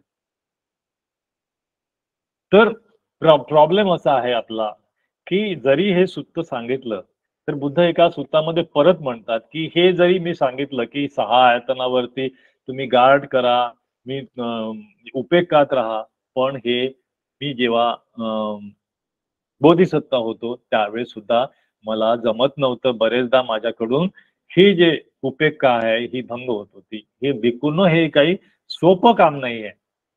त्यामुळे जरी हे सांगितलं तरी तुम्हाला खूप सारे प्रयत्न करावे लागतील, सम्मा व्यायाम करावं लागतील, सम्मा सती करावं लागेल आणि सम्मा समाधी सुद्धा करावं लागेल. आणि जेव्हा तुम्ही हे कराल, तुमच्या माइंडला हे जेव्हा ते ट्रेनिंग मिळेल, तर वेळेवर एखादी गोष्ट आल्यानंतर मग तुम्ही जागे व्हाल की बाबा आता मला याच्यात उपेक्षात राहायचं आहे, तसं होता कामा नये. तुम्हाला you have to train the mind. झाले. Okay, I will finish shortly. Okay, तर हे शक्य नाहीये. त्याच्यासाठी what you have to do, तुम्हाला सम्मा व्यायाम, सम्मा सती, तुम्हाला माइंडफुल राहावं लागेल ना, की एखादा स्पर्श झाल्याबरोबर तुम्ही त्याला रिॲक्ट नाही करायचं. हे तुम्हाला तुमच्या माइंडला सखोल म्हणजे ऍट द रूट लेवल तुम्हाला ट्रेन करावं लागेल. आणि ती ट्रेन करण्याची प्रक्रिया म्हणजे सम्मा सती आणि सम्मा समाधी ही जी आहे. तर नामरूपाकडे परत आपण आता नामरूपाच्या सोबतच आपण हे सगळे चर्चा करतो आहे. तर नामरूपाचे जे 6 आयतन आहेत ते उजव्या बाजूला दाखवलेले आहेत. तर हे नामरूपाचे जे आयतन आहेत आपल्याला दुःखा चक्रामध्ये कसे फिरवतात हे थोडंसं नीट समजून घ्या. ज्यांनी जे पालीचे स्टुडंट आहेत आणि विपश्यना स्टुडंट आहेत त्यांना तर हे खूप इझिली समजेल, पण आपले काही उपासक आहेत त्यांना कळणार नाही, म्हणून थोडं थोडं स्लो जातो मी, थोडंसं म्हणजे समजेल या भाषेमध्ये सांगायचा मी प्रयत्न करतो. ठीक आहे. तर आपल्याकडे आता काय आहे, नामरूप आहे. जे वरती दिसतं हे जे आहे हे नामरूप. आता हे नामरूप कसं आलंय तर अविद्या पच्चया संखारा, संखार पच्चया वियान, वियान पच्चया नामरूप. हा जो पटिच्च समुत्पात आहे हा सुरू कसा झाला की अविद्येमधून संखार निर्माण झालेत. ही अविद्या होती आधीच, त्याच्यामधून संखार निर्माण झाले आणि याचं वियान निर्माण झालं म्हणजे कॉन्शियसनेस. आणि अशा पद्धतीने आता आपल्याकडे आपल्या जवळ नामरूप आहे. आता हे बाकीचं जे घडलेलं आहे त्याच्याबद्दल आपण काही करू शकत नाही. तर ह्या नामरूपाला काय आहे, सळायतन आहेत. हे जे दाखवलेले आहे 6 हे आयतन नामरूप आल्याबरोबर त्याच्या सोबतच आहेत. सळायतन म्हणजे 6 आयतन आलेले आहेत आणि या 6 आयतनामध्ये स्पर्श होणारच. तर सळायतन पच्चया फस्सो, फस्सो म्हणजे स्पर्श, पाली शब्द आहे. तर या 6 खिडक्यातून आलेला स्पर्श तो काय करतो, आपल्याला आपल्या शरीरावर वेदना निर्माण करतो. ओके. वेदना निर्माण करतो म्हणजे काय करतो की वेदना म्हणजे दुखतच असल्या पाहिजे असं नाही, संवेदना ज्या संवेदना असतात त्या निर्माण करतो. म्हणजे समजा एखादी मी चांगली गोष्ट बघितली, सुंदर गोष्ट बघितली, माझ्या शरीरामध्ये सुखद वेदना निर्माण होती. एखादी सुंदर फ्रॅग्रन्स, सुरभी मगाची म्हटलेलं आहे, तो आल्यानंतर माझ्या शरीरावरती सुखद संवेदना जागतील. आणि आणि ह्या संवेदना ज्या मला सुखद वाटत आहेत त्यामध्ये काय होईल, मला अजून अजून पाहिजे, अजून अजून पाहिजे अशी माझ्या मनाची ऑलरेडी तशी जी सवय झालेली आहे त्या सवयीनुसार मी त्याबद्दल आसक्ती निर्माण करेल. म्हणजेच त्या वेदनेमुळे माझ्या मनामध्ये तण्हा निर्माण होईल, म्हणजे तृष्णा निर्माण होईल. तर वेदना पच्चया तणा, बरोबर आहे. तर या स्पर्शामध्ये झालेली आपल्या शरीरातली वेदना जी मला हवी हवीशी वाटते, ओके, आणि जी घाणेरडी आहे ती नको नकोशी वाटते, पण ती पण वेदनाच आहे. आणि ती नकोशी वाटणं ही सुद्धा तृष्णाच आहे की हे मला नाही पाहिजे आहे. तर हे जे चक्र आहे, हे जे गॅम्बल आहे, हे 24 तास आपल्या नामरूपामध्ये सुरू असतं. वेदना पच्चया तणा, वेदना पच्चया तणा.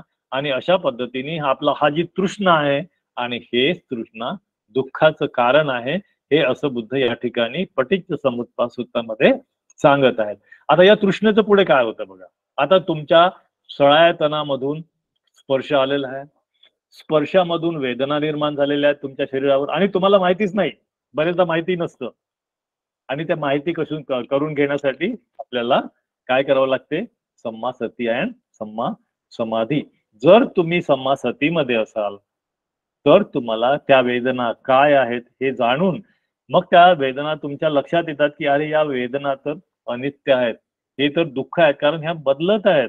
ह्या काही, हा जो येणारा माझा सुगंध आहे हा काही परमनंट नाही आहे, त्याच्यामुळे मला याबद्दल कुठलीही आसक्ती ठेवता कामा नये. हे जेव्हा मला कळायला लागतं माझ्या रूट लेवलला, माझ्या सबकॉन्शियस माइंडला, त्यावेळेस माझी ही वेदना तण्हा निर्माण करत नाही. लक्षात येत आहे? असं वाटतं लक्षात येत आहे, पण तुम्ही परत विचारू शकता. प्रयत्न करतोय मी सांगायचा.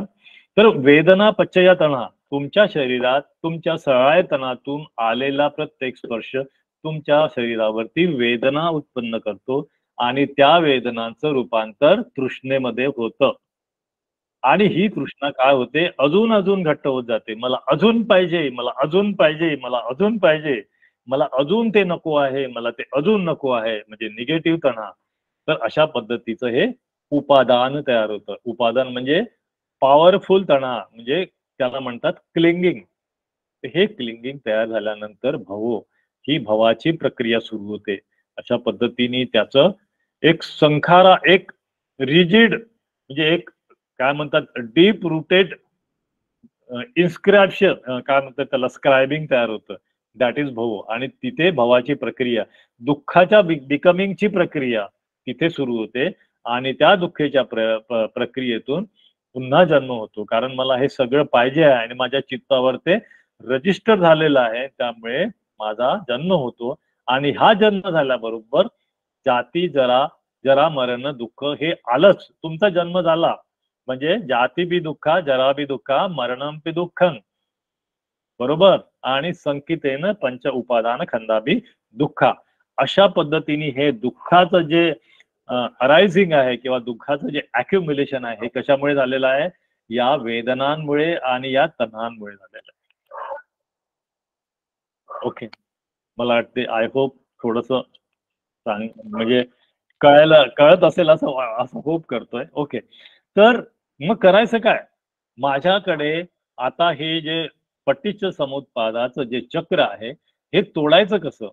हे चक्र तर फिरत राहणार. ही चढायचं नाही म्हणजे प्रश्न आहे, फस्सा आहे, आणि फस्सा आहे म्हणजे वेदना आहे, वेदना आहे म्हणजे तृष्णा आहे, आणि तृष्णामधून हे पुढे पुढे पुढे पुढे जात दुःखाची उत्पत्ती होत राहणार. आणि मला पुढचा जन्म, पुढचं नामरूप, आणि हे असं फिरत राहणार.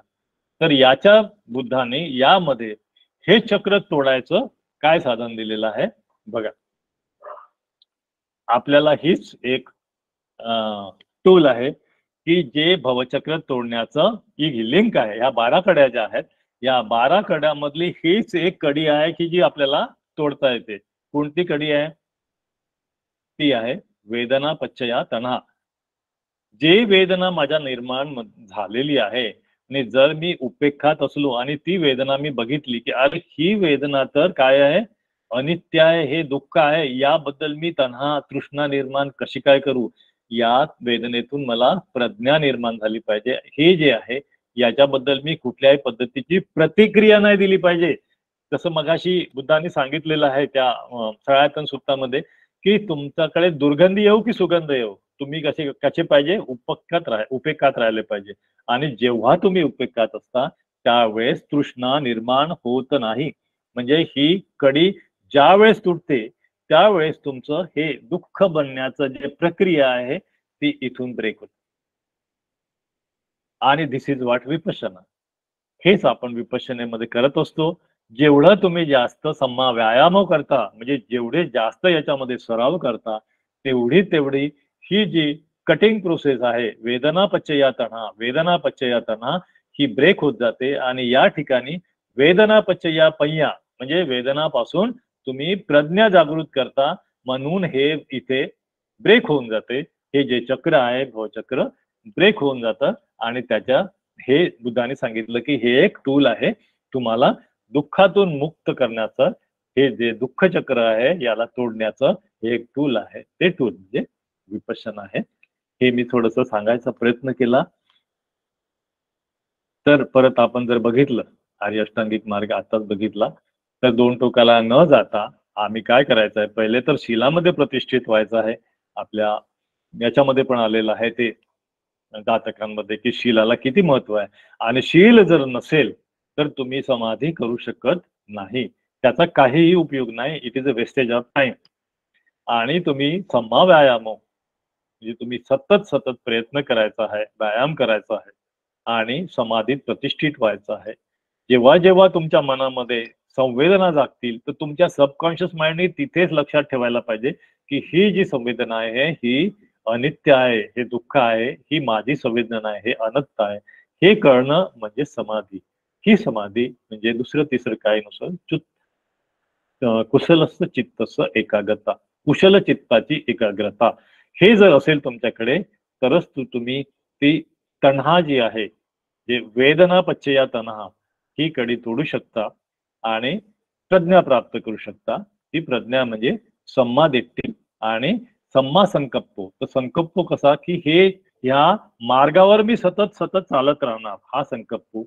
आणि सम्मा दिट्ठी म्हणजे की हे मला कळलं आहे की हे जे सहाय्य आयतनातून जे काही माझ्या नामरूपामध्ये येत आहे ते अनित्य आहे, ते दुःख आहे आणि हे अनंत आहे. हे माझं काहीही नाही आहे. हे सगळं जे काही येत आहे ते अनित्य असल्यामुळे ते नष्ट होणार आहे.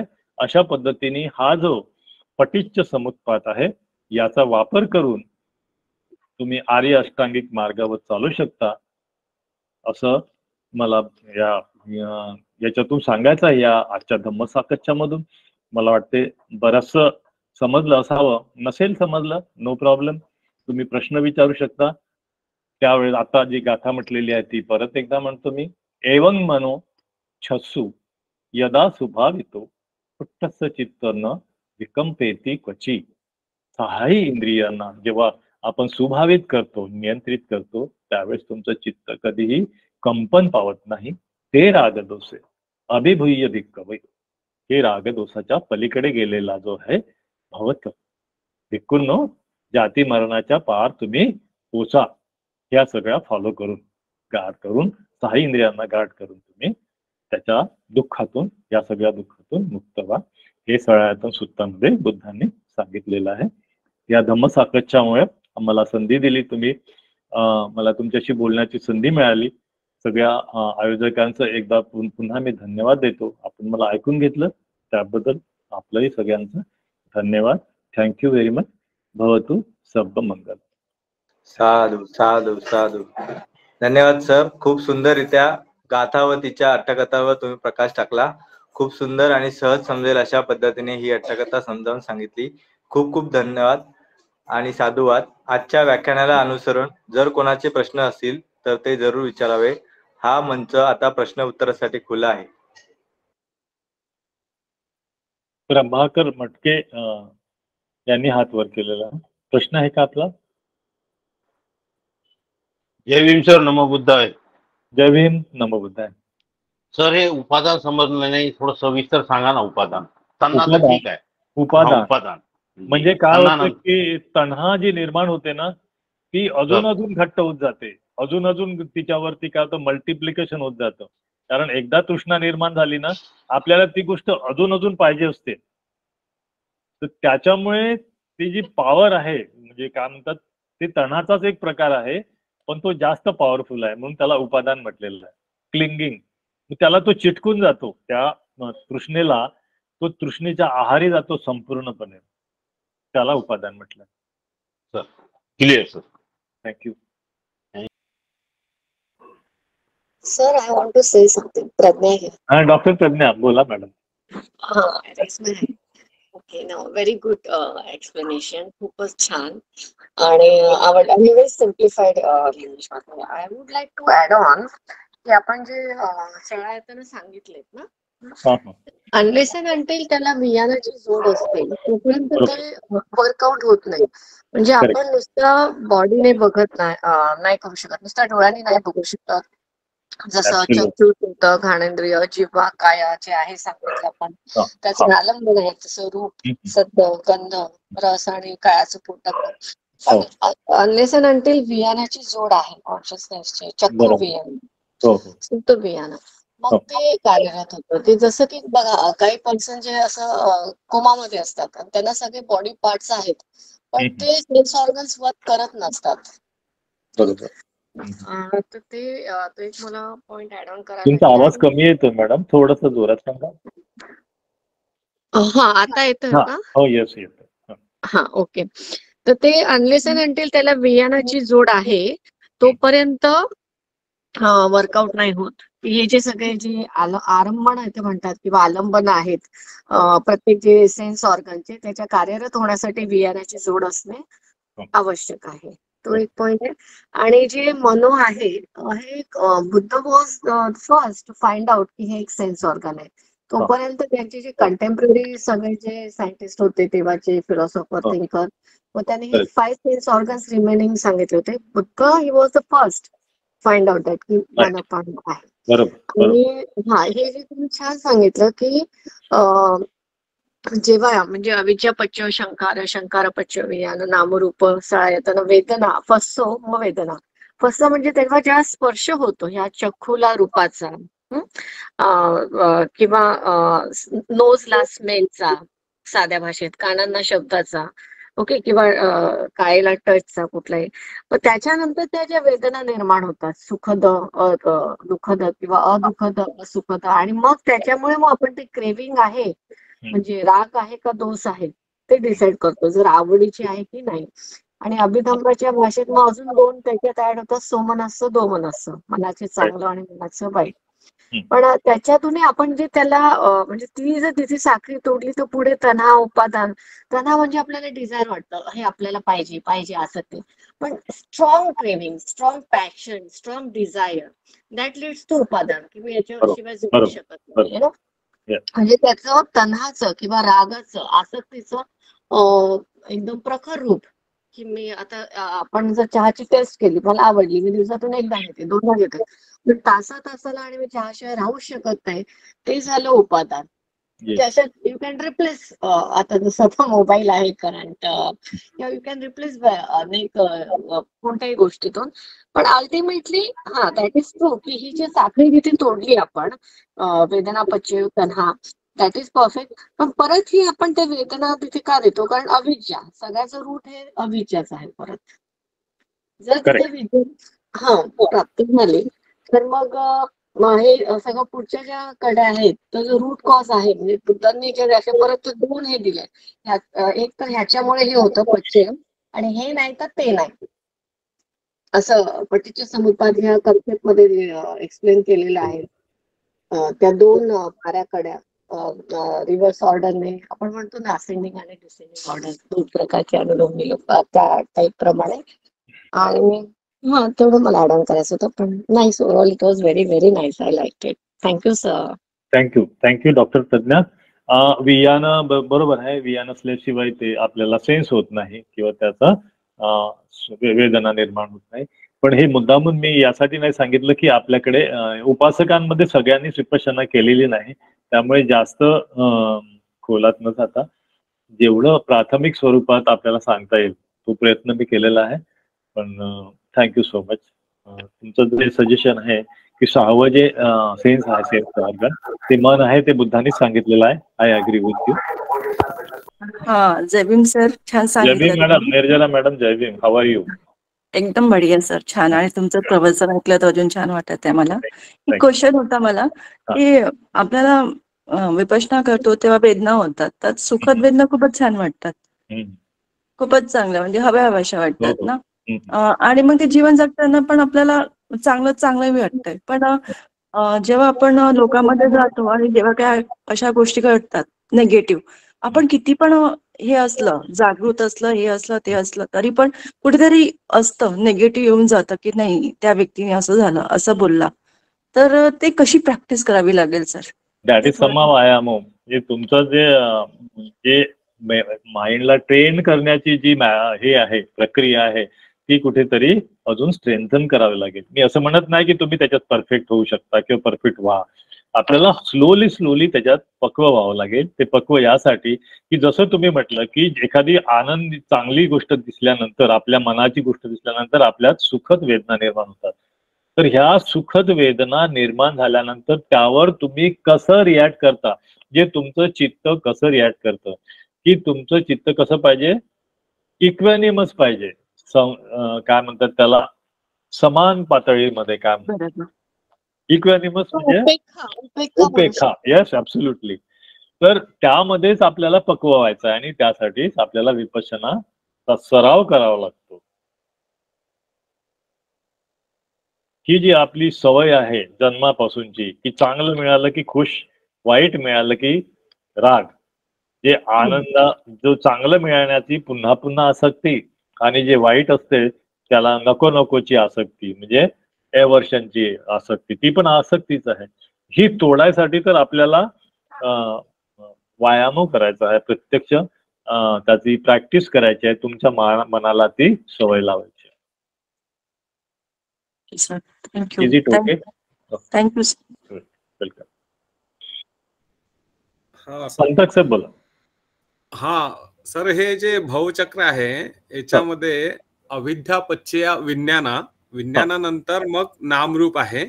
आणि विज्ञान आणि नाम आणि मन यामध्ये नेमका म्हणजे बारीक जो असा जो फरक आहे तो काय आहे? आणि जे भवचक्र दुसरा प्रश्न आहे त्याच्यामध्ये परत आपल्या जे विपश्यनेच्या अनुषंगाने आपण कायानुविपස්සना, वेदनानुविपස්සना, चित्तानुविपස්සना आणि धम्मानुविपස්සना करतो. तर कायामध्ये जे काही संवेदना होतात त्याला कायाला काया म्हणून पाहणे आणि वेदना तर ह्या मरेपर्यंत होणारच आहेत ना, तर ते वेदनालाही, कारण की आपण आता इंद्रियाच्या क्षेत्रामध्ये आहे तर त्यालाही ज्या वेदना आहेत त्यालाही अनित्यच पाहावं लागेल. हे एक. आणि चित्तामध्ये जे काही भाव येतात त्या म्हणजे जे कंटिन्युअस असतात त्यालाही ते सुद्धा स्पर्शच आहे अनुषंगाने आणि धम्मानुविपස්සना. विपश्यना माझी झालीच आहे तर ते लक्षात आलं माझ्या. आणि तुमचा प्रश्न काय ते आहे? हा, तर हेच विज्ञान, मन आणि नाम याच्यातला काय म्हणजे बारीक काय फरक आहे. आणि जे भवचक्र आहे त्याच्यामध्ये याच्यामध्ये बुद्ध जे आपला मार्गक्रमण करतात ते ज्या चित्रामध्ये जे कैची दाखवली आहे बहुतेक तिथूनच ते मार्गक्रमण करतात असंच आहे. कारण की आपण तर या चक्रामध्ये फिरतच राहतो आणि याच भवचक्रामध्ये अतीत जन्म पण आहे, वर्तमान पण आहे आणि भविष्य जन्म पण आहे. तर तो कसा होतो ती स्लाइड्स काढूनच तुम्ही थोडस आणखी अतीत, वर्तमान आणि भविष्य जन्म कसा होऊ शकतो यावर तुम्ही थोडस आणखी सांगितलं तर बरं होईल. मी प्रयत्न करतो कारण आपले उपासक आहेत ना, सामान्य उपासक काय असेल म्हणजे झालं तर, नाही तर दुसरे प्रश्न तुम्ही मी ट्राय करून बघतो. हेच थोडं ऍड करायचं. थँक्यू. तर तुम्ही जसं म्हटलं की अतीत आहे आणि प्रेझेंट आहे आणि परत तुम्ही पुढे काय होतं म्हणजे भविष्य काय आहे, आपलं तणानंतर काय होतं, नाही का. तर हे जे आपलं नामरूप आहे, सगळ्यात वरती जे नामरूप आहे हे पास्ट मधून आलेलं आहे. ते कसं आलेलं आहे की तुमच्या चित्तामध्ये जी अविद्या होती आधी, डाव्या बाजूला बघा, ही अविद्या आहे, यामुळे तुमचा जन्म झालेला आहे. त्यापूर्वी जर बघितलं तर इथे खाली काय, जरा मरण, म्हणजे मरण झाल्यानंतर जे तुमचं ते च्युतिचित्त असतं. आता थोडस टेक्निकल जावं लागेल जरी इतरांना नाही समजलं तरी. तर हे जरा मरणानंतर जे तुमचं च्युतिचित्त असतं ते पुढचं जन्म घेतं, कारण त्या चित्तामध्ये ऑलरेडी संखारा असतात किंवा अविद्या असते, इग्नोरन्स असतो. इग्नोरन्स कशाचा असतो, अनित्य, दुःख आणि अनत्त. तर ज्याला ते अनित्य, अनत्त, दुःख माहिती नसल्यामुळे हे सगळं अज्ञान जे आहे, या अज्ञानामुळे ते संखारा तयार झालेले असतात. तर अविद्यापच्चया संखारा आणि संखारापच्चया वियान हे जे आहे हे आहे पास्ट जन्माचं. आणि इथून जन्म होतो तुमचा नामरूपाचा. कारण वियान काय असतं, हे पटिसंधी वियान आहे. हे जे नॉर्मल वियान नाही आहे, म्हणजे जे करंट लाईफचं वियान नाही आहे, हे पटिसंधी वियान आहे. आणि या पटिसंधी झाल्यामुळे तुमचा नवीन नामरूप मिळाला आहे, तुमचा नवीन जन्म झालेला आहे. आणि या जन्म झाल्यामुळे तुम्हाला हे 6 आयतन प्राप्त झालेले आहेत, काया, जीवा, ध्यान, सोत, चक्षु आणि मन. हे सगळे तुम्हाला आयतन प्राप्त झालेले आहेत. हे सगळे आता नामरूपापासून तर तन्हापर्यंत हे प्रेझेंट आहे.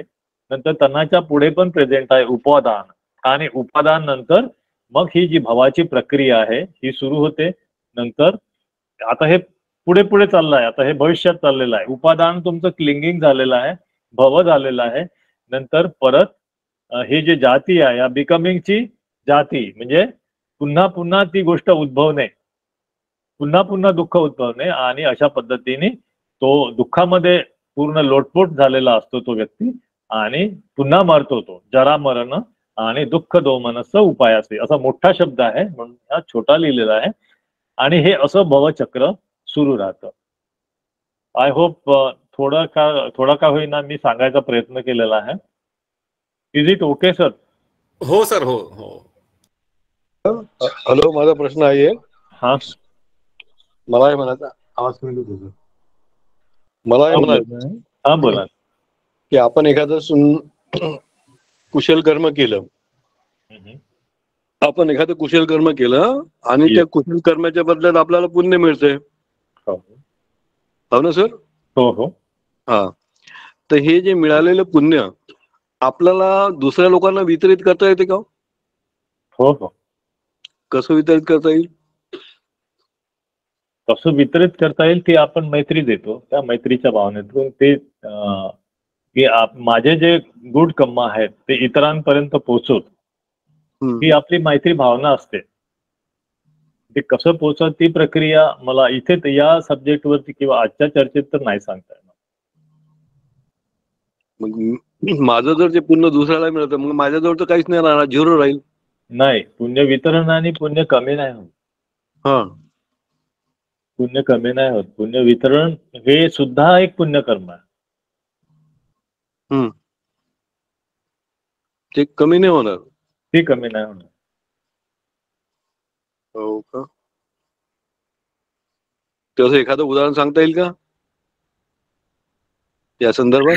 एखादे उदाहरण जर सांगायचं झालं तर आता समजा मी एखाद्या भिक्खूला दान केलेलं आहे आणि मी दान देताना म्हटलंय की ह्या माझ्या पुण्यकर्माने माझ्या सभोवतालच्या जे काही माझे घरची मंडळी आहेत किंवा माझे नातं यांचं कल्याण हो, ही जी माझ्या मनात जी मैत्री भावना आहे, जी इच्छा आहे व्यक्त केलेली आहे, त्यांनी माझं जे दान आहे ते कमी कसं होईल ते मला तरी नाही पटत आहे लॉजिकली. किंवा आता जर याबाबत तर माझ्याकडे कुठलेही संदर्भ मी देऊ शकत नाही, कारण त्यासाठी संदर्भ शोधावे लागतील आणि स्वतःच्या मताने तर उत्तर देताच येणार नाही. तर मी देईल शेवटी. मी शेवटी यांचं उत्तर देईन. ओके. सर, मग माझा जो प्रश्न आहे त्याला धरून की जर आपल्याला पुण्य वितरित करता येते तर अकुशल कर्मामुळे पापही मिळेल मला, तर पापही वितरित करता येईल? मला वाटते होऊ शकतं ते, याबद्दल मी नाही सांगू शकत. पाप वितरित होऊ शकत. हा, पुण्य जर वितरित करता येते तर पापही वितरित करता येत असेल ना. बरं, ठीक आहे. मिसाळकर सर उत्तर देतो म्हणतात, बोलू मग. ओके. हा, ठीक आहे सर. तुम्हाला काही म्हणायचं आहे याबद्दल? नाही, मला याबद्दल काही नाही. ठीक आहे सर, धन्यवाद. हा, मिसाळकर सर, आपण यावर जर कोणाचे काही प्रश्न नसतील तर मी प्रमुख मार्गदर्शक आदरणीय मिसाळकर सरांना विनंती करतो की त्यांनी थोडक्यात आपले मार्गदर्शन करावे. नमो तस्स भगवतो अरहतो सम्मा संबुद्धस्स. जय भीम सगळ्यांना. नमो बुद्धाय. आणि लाभाने सरांनी आजच्या ज्या अट्टकथा सांगितल्या आणि गाथा सांगितल्या समजून, आणि त्याच्या अनुषंगाने म्हणजे सरळ अभिधम्मावर तुम्ही गेलात आणि खूप सोप्या शब्दात कायिक, वाचिक आणि मानसिक जे आहे जी कृती असते त्या संदर्भात खूप चांगली माहिती दिली आणि एक चांगलं रिव्हिजन पण झालेलं आहे. आणि त्या अनुषंगाने बरेच प्रश्न आलेले आहेत. काही प्रश्न असे असतात की ताबडतोब त्याचं उत्तर देता येत नाही, नंतर आठवत आहे अरे याचं उत्तर असं आहे किंवा हा प्रश्न बरोबर नाही, याचं उत्तर असं दिलं जातं. म्हणजे आपल्याला बऱ्याच वेळा असं पण झालेलं आहे की काही भिक्खूंनी म्हणजे प्रश्न विचारले किंवा काही लोकांनी प्रश्न विचारले बुद्धांना, तर बुद्ध म्हणतात तुमचा प्रश्न असा नाही असा पाहिजे, आणि प्रश्नच म्हणजे दुरुस्त करून घेतात बुद्ध आणि बऱ्याच वेळा मग त्याचं उत्तर देतात. हे फक्त संदर्भासाठी सांगतो. या अनुषंगाने पहिले आपण कथेवर बोलू की पहिली जी पंच भिक्खू वत्थू जी कथा होती, भिक्खू वग्ग आजपासून सुरू झालेला आहे आपला. लाभाने सरांनी 2 कथा घेतलेल्या आहेत आणि त्या अनुषंगाने गाथा घेतलेल्या आहेत. तर 360-361 नंबरची जी मी गाथा समजून सांगितलेल्या आहे, मी तो खोलात जात नाही, पण त्यात तेलपत्त जातक जे आहे त्याचा खूप चांगला आपल्याला संदर्भ मिळालेला आहे. आणि भिक्खूंनी जे शील पाळायला पाहिजे, कोणतं शील महत्वाचं आहे, त्यांच्यात आपसात वाद होतात. म्हणजे बघा, आपण तर उपासक आहे, पण भिक्खू लोकांना सुद्धा कशी समस्या होत्या बुद्ध समोर असताना की हे शील महत्वाचं आहे की ते शील महत्वाचं आहे, आणि आपसात वाद करतात. ते आधी पण नाटकथामध्ये आलेलं आहे. ते एक छोट्या छोट्या गोष्टीसाठी ते वाद करत असतात आणि ते प्रकरण बुद्धाकडे जात आहे आणि बुद्ध सांगतात की नाही, प्रत्येक शील हे महत्वाचं असतंय आणि एकच शीलाचं पालन करून भागणार नाही, तर सगळ्या शीलाचं जे आहे दसशीलाचं पालन तुम्हाला करावं लागेल. आणि मग ते कायिक, वाचिक किंवा मानसिक जे आहे ते सरांनी तुम्हाला समजावून सांगितलेलं आहे. या अट्टकथेच्या अनुषंगाने आपल्याला सुंदरतेचं इतकं सुंदर वर्णन केलेलं आहे. ते जी गणिका असते किंवा जनपद कल्याणी जे आहे तिचं खूप सुंदर म्हणजे एक आपल्याला पाली साहित्यात एखाद्या सौंदर्याचं, स्त्रीच्या सौंदर्याचं वर्णन खूप म्हणजे चपखल असं वर्णन केलेलं आहे. पण दुसऱ्याच बाजूला मृत्यूची भीती पण दाखवल्या गेलेली आहे की माणसाने आपलं जे शीलाचं जे पालन आहे असं सदैव मृत्यूची जाण ठेवून करायला पाहिजे. त्या अर्थाने त्यांनी ते कथा सांगितलेले तेलपत्ता जातक मध्ये, म्हणजे वर्तमान कथा आणि यक्षिणीची संदर्भातही कसे ते त्याला बळी पडतात बाकी लोक, पण बोधिसत्व कसे वाचतात ते पण सांगितलेलं आहे. तर शीलाचं रक्षण करणं किंवा चित्ताला सांभाळून ठेवणं हे कसं महत्वाचं आहे हे आपल्याला या अट्टकथेत लबाने सरांनी समजून सांगितलं. आणि दुसरी जी कथा होती, मी पुन्हा भिक्खू बद्दलच सांगतोय की हंस घातक भिक्खू वस्तू, म्हणजे चिवर घालून एखादा भिक्खू एखाद्या पक्षाचा डोळा कसा फोडू शकतो. म्हणजे आपल्यासारखा उपासक विचार नाही करू शकत, एखाद्या पक्षाला दगड फेकून त्याला आंधळे करतो. म्हणजे तो खूपच म्हणजे एक्सपर्ट होता, त्याबद्दल तर काही वादच नाही तो पक्ष. पण त्याचं जे एक्सपर्टाईज आहे किंवा त्याची जी गुण कौशल्य आहे तो इतक्या घातक गोष्टीसाठी करू शकतो तो चिवर घालून. आणि त्याने त्या हंसाचे दोन्ही डोळे फोडले आणि कसा म्हणजे आवाज केला, म्हणजे तो पक्षी मागे बघतो आणि जसा पहिल्या याच्यात तो आवाज करतो, दुसऱ्या याच्यात तो दगड मारतो आणि तो बिचारा हंस त्यांच्या पायाजवळ पडतो. तर भिक्खूचं असं वर्तन म्हणजे बुद्धकाली पण सुद्धा होत होतं. आणि मग बुद्धांना या गाथा कथा सांगावं लागत होत्या, ज्याचं बॅकग्राऊंड किंवा या गाथाचं कथाचं बॅकग्राऊंड लबाने सरांना खूप सविस्तर सांगावं लागलं. कारण त्या छोट्या असल्या तरी त्याच्या मागे फार मोठा इतिहास आहे, फार मोठं तत्वज्ञान आहे जे बुद्धाने वेळोवेळी इतर सूत्रात किंवा गाथात सांगितलेलं आहे. तर लबाने सरांनी हे दोन्ही विषय खूप चांगल्या तऱ्हेनं कव्हर केलेले आहे आणि त्यांचे खूप खूप म्हणजे अभिनंदन. आणि श्रोत्यांचे प्रश्न पण त्या अनुषंगाने आले. सुरुवातीला आपले जे उपासक उपासिका श्रोते आहेत ते विचारात थोडस काय कुठून सुरुवात करू असं झालं होतं, पण प्रश्न आले आणि आपण नेहमीच धम्मसाकाच्या ग्रुपवर सगळ्याच प्रश्नांचं आपण स्वागतच करत असतो. कारण त्यामुळं आम्ही परफेक्ट नाही आहे, आम्ही पण तुमच्यासारखेच आहे, फक्त 2 पावलं पुढे असू शकू. कारण आम्ही बऱ्याच वर्षापासून ते वाचन करतो, मनन करतो, चिंतन करतो म्हणून. बाकी आम्ही खूपच म्हणजे आम्हाला आता काहीच शिकायची गरज नाही असं नाही आहे. तर या अनुषंगाने काही प्रश्न विचारले गेलेले आहे, तर तो एक आपण त्याच्यावर थोडीशी चर्चा करू. तर कांबळे सरांचं एक जे वाक्य होतं त्याच्या आधी सांगतो की आजच्या ज्या व्याख्यानाला आहे ना बरेच नवीन लोक आलेले आहेत. त्यांना विनंती आहे की तुम्ही आधीचे जे लेक्चर्स आहेत जे धम्मसाकाच्या ग्रुपवर अवेलेबल आहे, तुम्ही प्रत्येक वक्त्यांच्या एक लेक्चर तरी ऐका. म्हणजे तुम्हाला तो वक्ता काय सांगतो आणि आतापर्यंत किती गोष्टीवर याच्याबद्दल चर्चा झालेली आहे ते तुम्हाला कळेल. म्हणजे तुमच्या प्रश्नाचे बरीच उत्तरं त्यात तुम्हाला मिळून जातील. म्हणजे 90% तुमचं समाधान आधीचे लेक्चर जर ऐकले तर होईल. पण जे नवीन लोक आलेले आहेत आज त्यांचं आम्ही स्वागतच करतो. अजून जास्तीत जास्त लोकांपर्यंत हे पोहोचा, म्हणजे धम्म लोकांपर्यंत पोहोचेल आणि त्याची चर्चा चालू होईल. तर कांबळे सरांचा जो विषय होता की तुम्ही जे सांगताय ते लोकभाषेत सांगायला पाहिजे. हो, बिलकुल मान्य आहे, लोकभाषेत सांगायला पाहिजे. पण पालीतले जे कोटेशन्स आहेत ते सांगून मग सोप्या भाषेत लोकांना समजून सांगायला पाहिजे, उदाहरणं देऊन. आणि बुद्धाची ती विशेषता आहे की बुद्ध खूप उपमा देऊन, दृष्टांत देऊन ते समजून सांगत असतात आणि नेहमी समजून सांगत असतात. आपण बघितलंय की मिलिंद प्रश्न एक पुस्तक आहे आणि ज्याच्यात तो राजा आहे तो खूप प्रश्न विचारतो नागसेन बंतेला, आणि नागसेन बंते जे आहे त्याचे खूप उदाहरणं देऊन त्याचं समाधान करतात आणि प्रश्न उत्तराचा पूर्ण ग्रंथ आहे. आणि राजा नेहमी म्हणतो, बंते मला पुन्हा एकदा समजून सांगा, मला पुन्हा एखादी उपमा देऊन हा विषय स्पष्ट करा. तर ही आपली बुद्ध परंपराच आहे. बुद्धाने सगळ्यात प्रश्नाची उत्तरं देऊन ठेवलेली आहे. उरली सुरली ज्यांना समजले नाही त्यांचे इतर भिक्खूंनी पण त्याचे उत्तर दिलेले आहे. आपल्याला ते फक्त वाचण्याची गरज आहे. कारण बरेच गोष्टी अशा असतात की स्वतः जेव्हा तुम्ही वाचता, चिंतन करता, तर बऱ्याच गोष्टी तुम्हाला स्वतःच कळत जातात.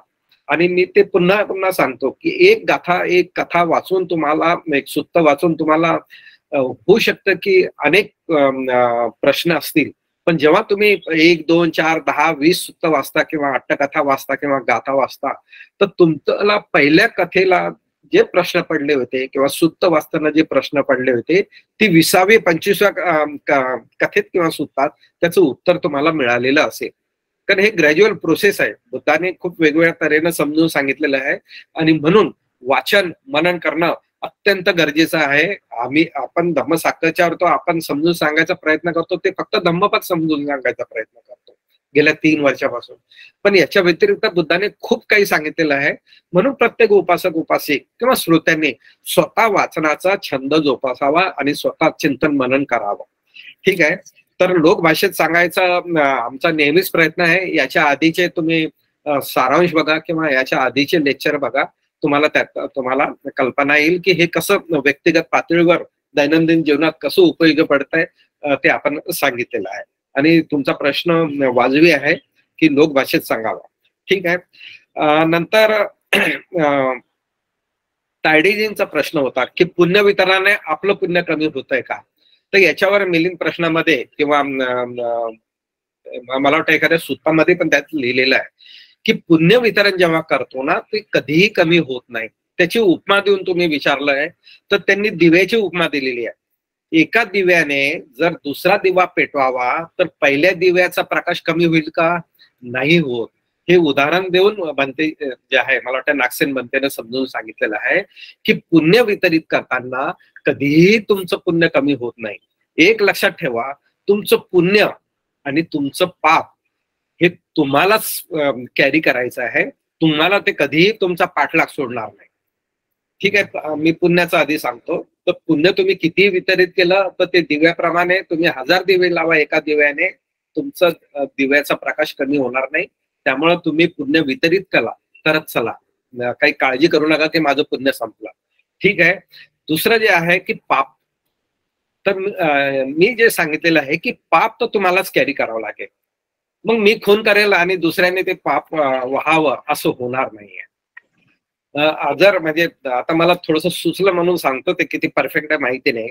तुमच्या बँकेत पैसे आहेत किंवा तुमच्या खिशात पैसे आहेत तर तुम्ही वितरित करणार ना. ठीक आहे. तुमच्याजवळ नाहीच आहे ते, तर तुम्ही काय वितरित करणार. म्हणजे असं शर्किंग नाही होऊ शकत, शिफ्ट होऊ शकत नाही कशाचं, पापाच्या बाबतीत. त्याचे फक्त एक लक्षात ठेवा की पुण्याचा विपाक जो आहे किंवा पापाचा जो विपाक आहे तो ताबडतोबच मिळेल असं नाही आहे. याच्या आधी पण आपली चर्चा झालेली आहे की जो विपाक जो आहे तो 4 प्रकारे मिळत असतो, पाप किंवा पुण्याचा. एक तर तो ताबडतोब मिळू शकतो किंवा पुढच्या जन्मात मिळू शकतो किंवा अनेक जन्मानंतर मिळू शकतो किंवा तो नलिफाय होऊ शकतो किंवा म्हणजे प्लस मायनस आहे ना, 0वर येऊ शकतो. याच्या आधी मी उदाहरणं दिलेले आहेत. पुन्हा जे नवीन लोक आहेत त्यांच्यासाठी सांगतो की अंगुलीमाल जे आहे ते अंगुलीमाल आपल्याला माहिती आहे की ते अरंत झालेले आहेत. पण त्याच्या आधी त्यांनी किती खून केलेले आहेत. म्हणजे याच जन्मात त्यांनी अनेक खून केलेले आहेत. मात्र त्यांनी असे त्यांचे आधीचे जे काही कर्म असे होते आणि नंतर हे बुद्धांच्या सान्निध्यात आल्यामुळे त्यांनी पूर्ण त्याग केला किंवा कशाचा, अकुशल कर्माचा त्याग केला, काया वाचा मनाने. आणि त्यांनी सच्ची क्रिया केलेली आहे त्याच्याबद्दल पण बोललेलं आहे. आणि त्यांना जेव्हा म्हणजे लोक दगड फेकून मारत होते, जेव्हा म्हणजे लोकांची भीती कमी झाली की हे तर आता प्रवज्जित झालेले आहे, हे हिंसक नाही आहे, म्हणून लोकांना जो राग होता, ज्यांचे म्हणजे नातेवाईक मारले गेलेले होते, ते लोक दगड धोंडे मारायचे अंगुलीमाल थेरांना. तेव्हा या बुद्धालाकडे जे प्रकरण केलं, बुद्धाला त्यांनी सांगितलं अंगुलीमाल थेराने की लोक मला मारतात, तर ते म्हणतात तू किती नशीबवाला आहे, तुझे जे पाप कर्म आहे तुला याच जन्मात फेडायचे आहेत, तुला नवीन जन्म घ्यायची गरज नाही आहे. म्हणजे ते पॉझिटिव्हली घेतलेले आहे आणि जे काही थोडंफार शिल्लक असेल ते त्यांना भोगावं लागलं आणि ते अरंत होऊन त्यांचं भवचक्रातून ते बाहेर आलेलं आहे. आपल्याला महामोगलान थेराचं पण बघितलेलं आहे की महामोगलान थेर तर किती दिवाण होते, अरंत झालेले आहेत.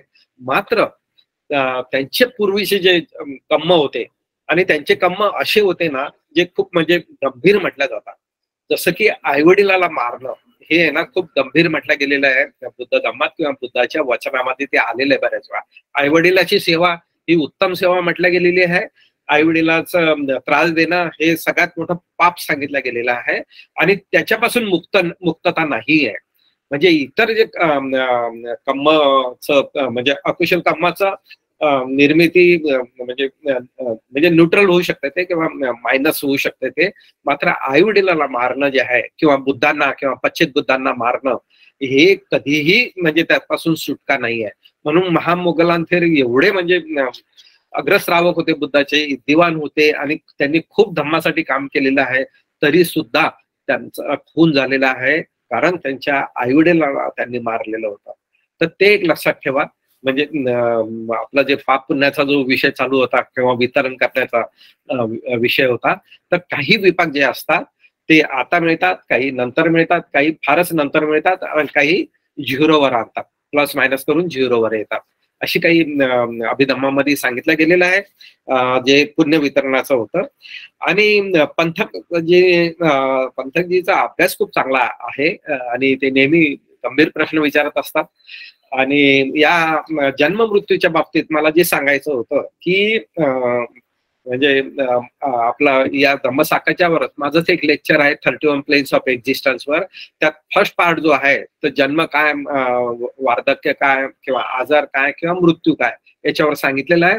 आणि मृत्यू झाल्यानंतर कोणत्या प्लेन मध्ये आपला जन्म होतो त्या संदर्भात एक सविस्तर चर्चा केलेली आहे. 3 तासाचा व्हिडिओ आहे. या व्यतिरिक्त वैशाली गायधनी मॅडम ज्या आहेत त्यांनी अभिधम्मावर एक स्पेशल लेक्चर घेतलेला आहे, तो पण जवळजवळ 3 तासाचा व्हिडिओ आहे. तर हे प्रश्न जे आहे त्याच्यात याची उत्तर त्या व्हिडिओमध्ये आलेले आहेत. ती लेक्चर जरूर ऐका असं मी सगळ्यांना रिकमेंड करतो. आणि जन्म मृत्यू बद्दल म्हणजे बरीच चर्चा झालेली आहे आधी. तर आपल्या मनात जे विकार असतात ना, जोपर्यंत ते शमत नाही, जोपर्यंत शांत होत नाही, तोपर्यंत एक फोर्स असतो चित्तामध्ये, एक उर्मी असते, एक गरमी असते, म्हणून एक फोर्स असतो असा.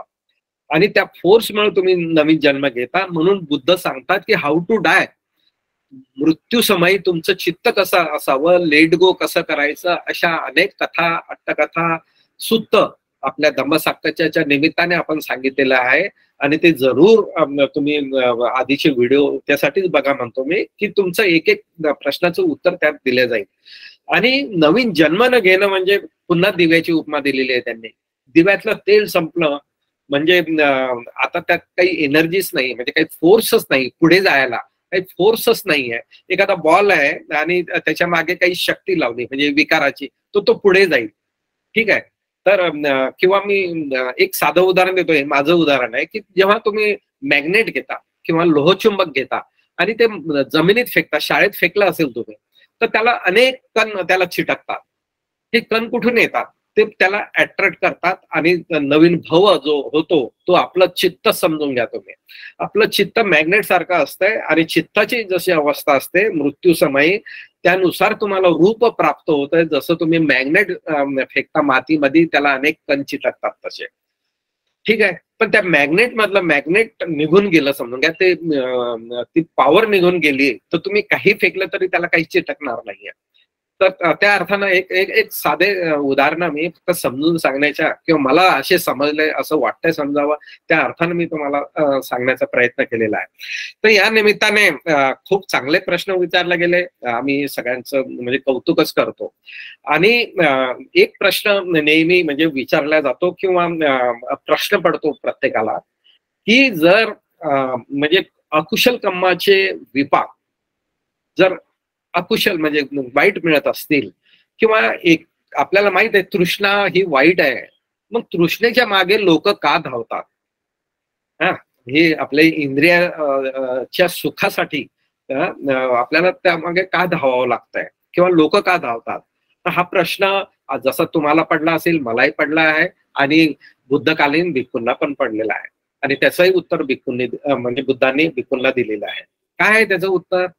तर एखादी जी भौतिक वस्तू असते, म्हणजे मी सोपं उदाहरण देतो तुम्हाला, माझ्या तऱ्हेनं उदाहरण आहे ते, की तुम्हाला गुलाबजाम आवडतो. ठीक आहे.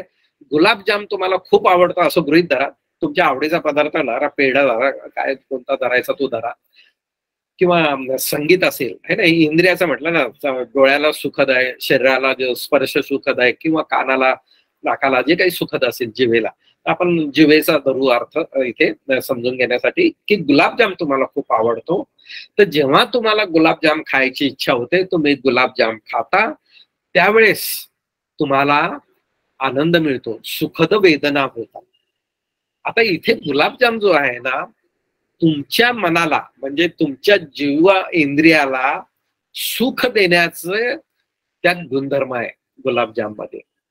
ठीक आहे, म्हणजे गुलाबजाम मध्ये मी आसक्त का आहे की तो माझी म्हणजे काय म्हणतात, तो माझी इच्छा भागवतो, माझी तृष्णा भागवतो जिभेची. ठीक आहे, पण मी जर संध्याकाळी गुलाबजाम खाल्ला, दुसऱ्या दिवशी खाल्ला, तिसऱ्या दिवशी खाल्ला, म्हणजे असे रोज जर मी गुलाबजाम खातो, जर माझ्या आवडीचाच पदार्थ आहे, तर मला जे पहिल्यांदा जे खाण्याची जी म्हणजे सॅटिस्फॅक्शन मिळालं होतं ते नंतर रोज दिलं तर मी ते खाऊ शकणार नाही. आणि नंतर मी एक दिवस म्हणेल की मला यार गुलाबजामुन सोडून दुसरं काही पण दे, पण गुलाबजाम नको. म्हणजे तुम्हाला त्यातून विरक्ती येते. हा गुलाबजामुनचा दुसरा गुणधर्म आहे. समजला? पहिला गुणधर्म जसा तुम्हाला समाधान देण्याचा आहे, तसाच तुम्हाला त्याच्यापासून विरक्ती देण्याचा पण आहे. तर कामभोगात सगळे लोक जे आसक्त होतात, कारण ते जे गोष्टी आहेत त्या लोकांना सुखकारक वाटतात, पण जर गंभीरतेनं विचार केला तर त्यानंतर दुःखात किंवा विरक्तीतच आणतात. म्हणून लोक विरक्त होऊन प्रवज्या घेतात आणि पुढे निब्बाणाकडे जातात, जे की बुद्धानं सांगितलेलं आहे. एका मॅडमने, मला वाटतं निर्जरा मॅडमने प्रश्न विचारला होता की सुखद वेदना तर आपल्याला म्हणजे मेडिटेशन मध्ये पण चांगल्याच वाटतात आणि दैनंदिन जीवनातही त्या आपल्याला सुखद वाटतात, बिलकुल सुखद वाटतात, पण आपल्याला डेव्हलप काय करायचं आहे? सुखद वेदना या मला सुखद वाटतात हे करायचं आहे, दुःखद वेदना मला दुःखद वाटतात हे पण समजून घ्यायचं आहे. म्हणजे सुखद आणि दुःखद या दोन्ही वेदनाची अनुभूती तुम्हाला घ्यायची आहे आणि त्याला इक्वॅमिनिटीवर आणायचं आहे, उपेक्षावर आणायचं आहे. की खूप म्हणजे आनंद झाला तर तरी नॉर्मल राहायचं आहे तुम्हाला, किंवा खूप दुःख झालं तर डिप्रेशन मध्ये न जाता तुम्हाला हे, कारण हे भौतिक जीवनात या गोष्टी घडणारच आहेत. जेव्हा बुद्ध दुःखाबद्दल सांगतात की दुःख अनिच्छा आहे किंवा दुःख म्हणजे जन्म म्हणजे दुःख आहे, तर बुद्धाने असंच नाही सांगितलं ना. तर तुमच्या आयुष्यात जर दुःख असेल तर तुम्ही सरळ बुद्धाकडे हात जोडायला पाहिजे. बुद्धाने बरोबर सांगितलंय दुःख आहे. तर हे जे भौतिक दुःख जे आहे आपल्याला जे जाणवतंय ते मानसिकतेनं जाणवतंय, म्हणून न्यूट्रॅलिटी किंवा उपेक्षायुक्त आपलं चित्त जास्त डेव्हलप करावं लागतंय. असुखद अदुःखद म्हणजे जे सुखद वेदना येतात त्यात रमायचं नाहीये, जे दुःखद वेदना होतात त्यात रमायचं नाहीये, आम्हाला समतेमध्ये राहायचं. हेच आपण विपश्यनात शिकतो आणि दुःखापासून मुक्तीकडे जातो. तर असे अनेक विषय आधी झालेले आहे. लबाने सरांनी खूप प्रयत्न केले आणि खूप चांगल्या तऱ्हेनं प्रेझेंट केलेलं आहे. फक्त त्या अनुषंगाने काही प्रश्न आले, मला वाटलं असं काही समजून सांगावं आणि सगळ्यांनी मला संधी दिली, ऐकलं, त्याबद्दल मी सगळ्यांचे फार आभार मानतो. लबाने सरांना खूप खूप आभार आणि खूप खूप अभिनंदन सर, आणि धम्मसाखरच्या ग्रुपचे सगळ्या आयोजकांचे मी खूप खूप आभार मानतो. साधू साधू साधू. धन्यवाद सर, आपण लय मार्गदर्शन नेहमी आम्हाला लाभत असते. आता मी आभार प्रदर्शन करतो सर्व धम्मसाखरच्या व पीपीटी टीमचे, ज्यांच्या सहकार्यामुळे हा कार्यक्रम आपण यशस्वीरित्या पार पाडू शकतो.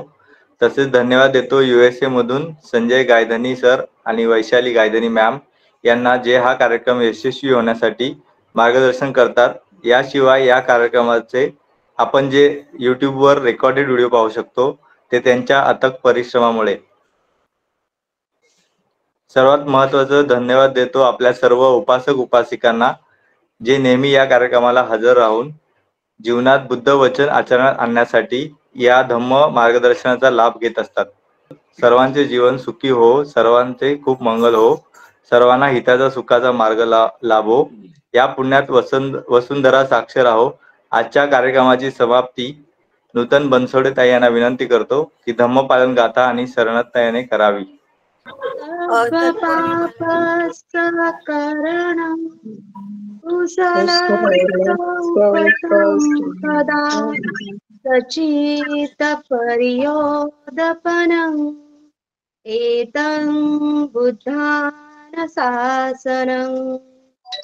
धम्मं चरे सुचरितं न तं दुचरितं चरे धम्मचारी सुखं सेति अस्मि लोके परमि च न तावता धम्मधरो यावता बहुभासति यो च अपम्पि सुत्वानं धम्मं कायेन पश्यति तवे धम्मधरो होति यो धम्मं न पमज्जति नत्थि मे शरणं अयं बुद्धो मे शरणं वरम् एतेन सच्चवचेन होतु मे जयमङ्गलम् नत्थि मे शरणं अयं धम्मो मे शरणं वरम् एतेन सच्चवचेन होतु मे जयमङ्गलम् नत्थि मे शरणं अयं संघो मे शरणं वरम् एतेन सच्चवचेन होतु मे जयमङ्गलम् नमो बुद्धाय नमो धम्माय नमो संघाय साधु साधु साधु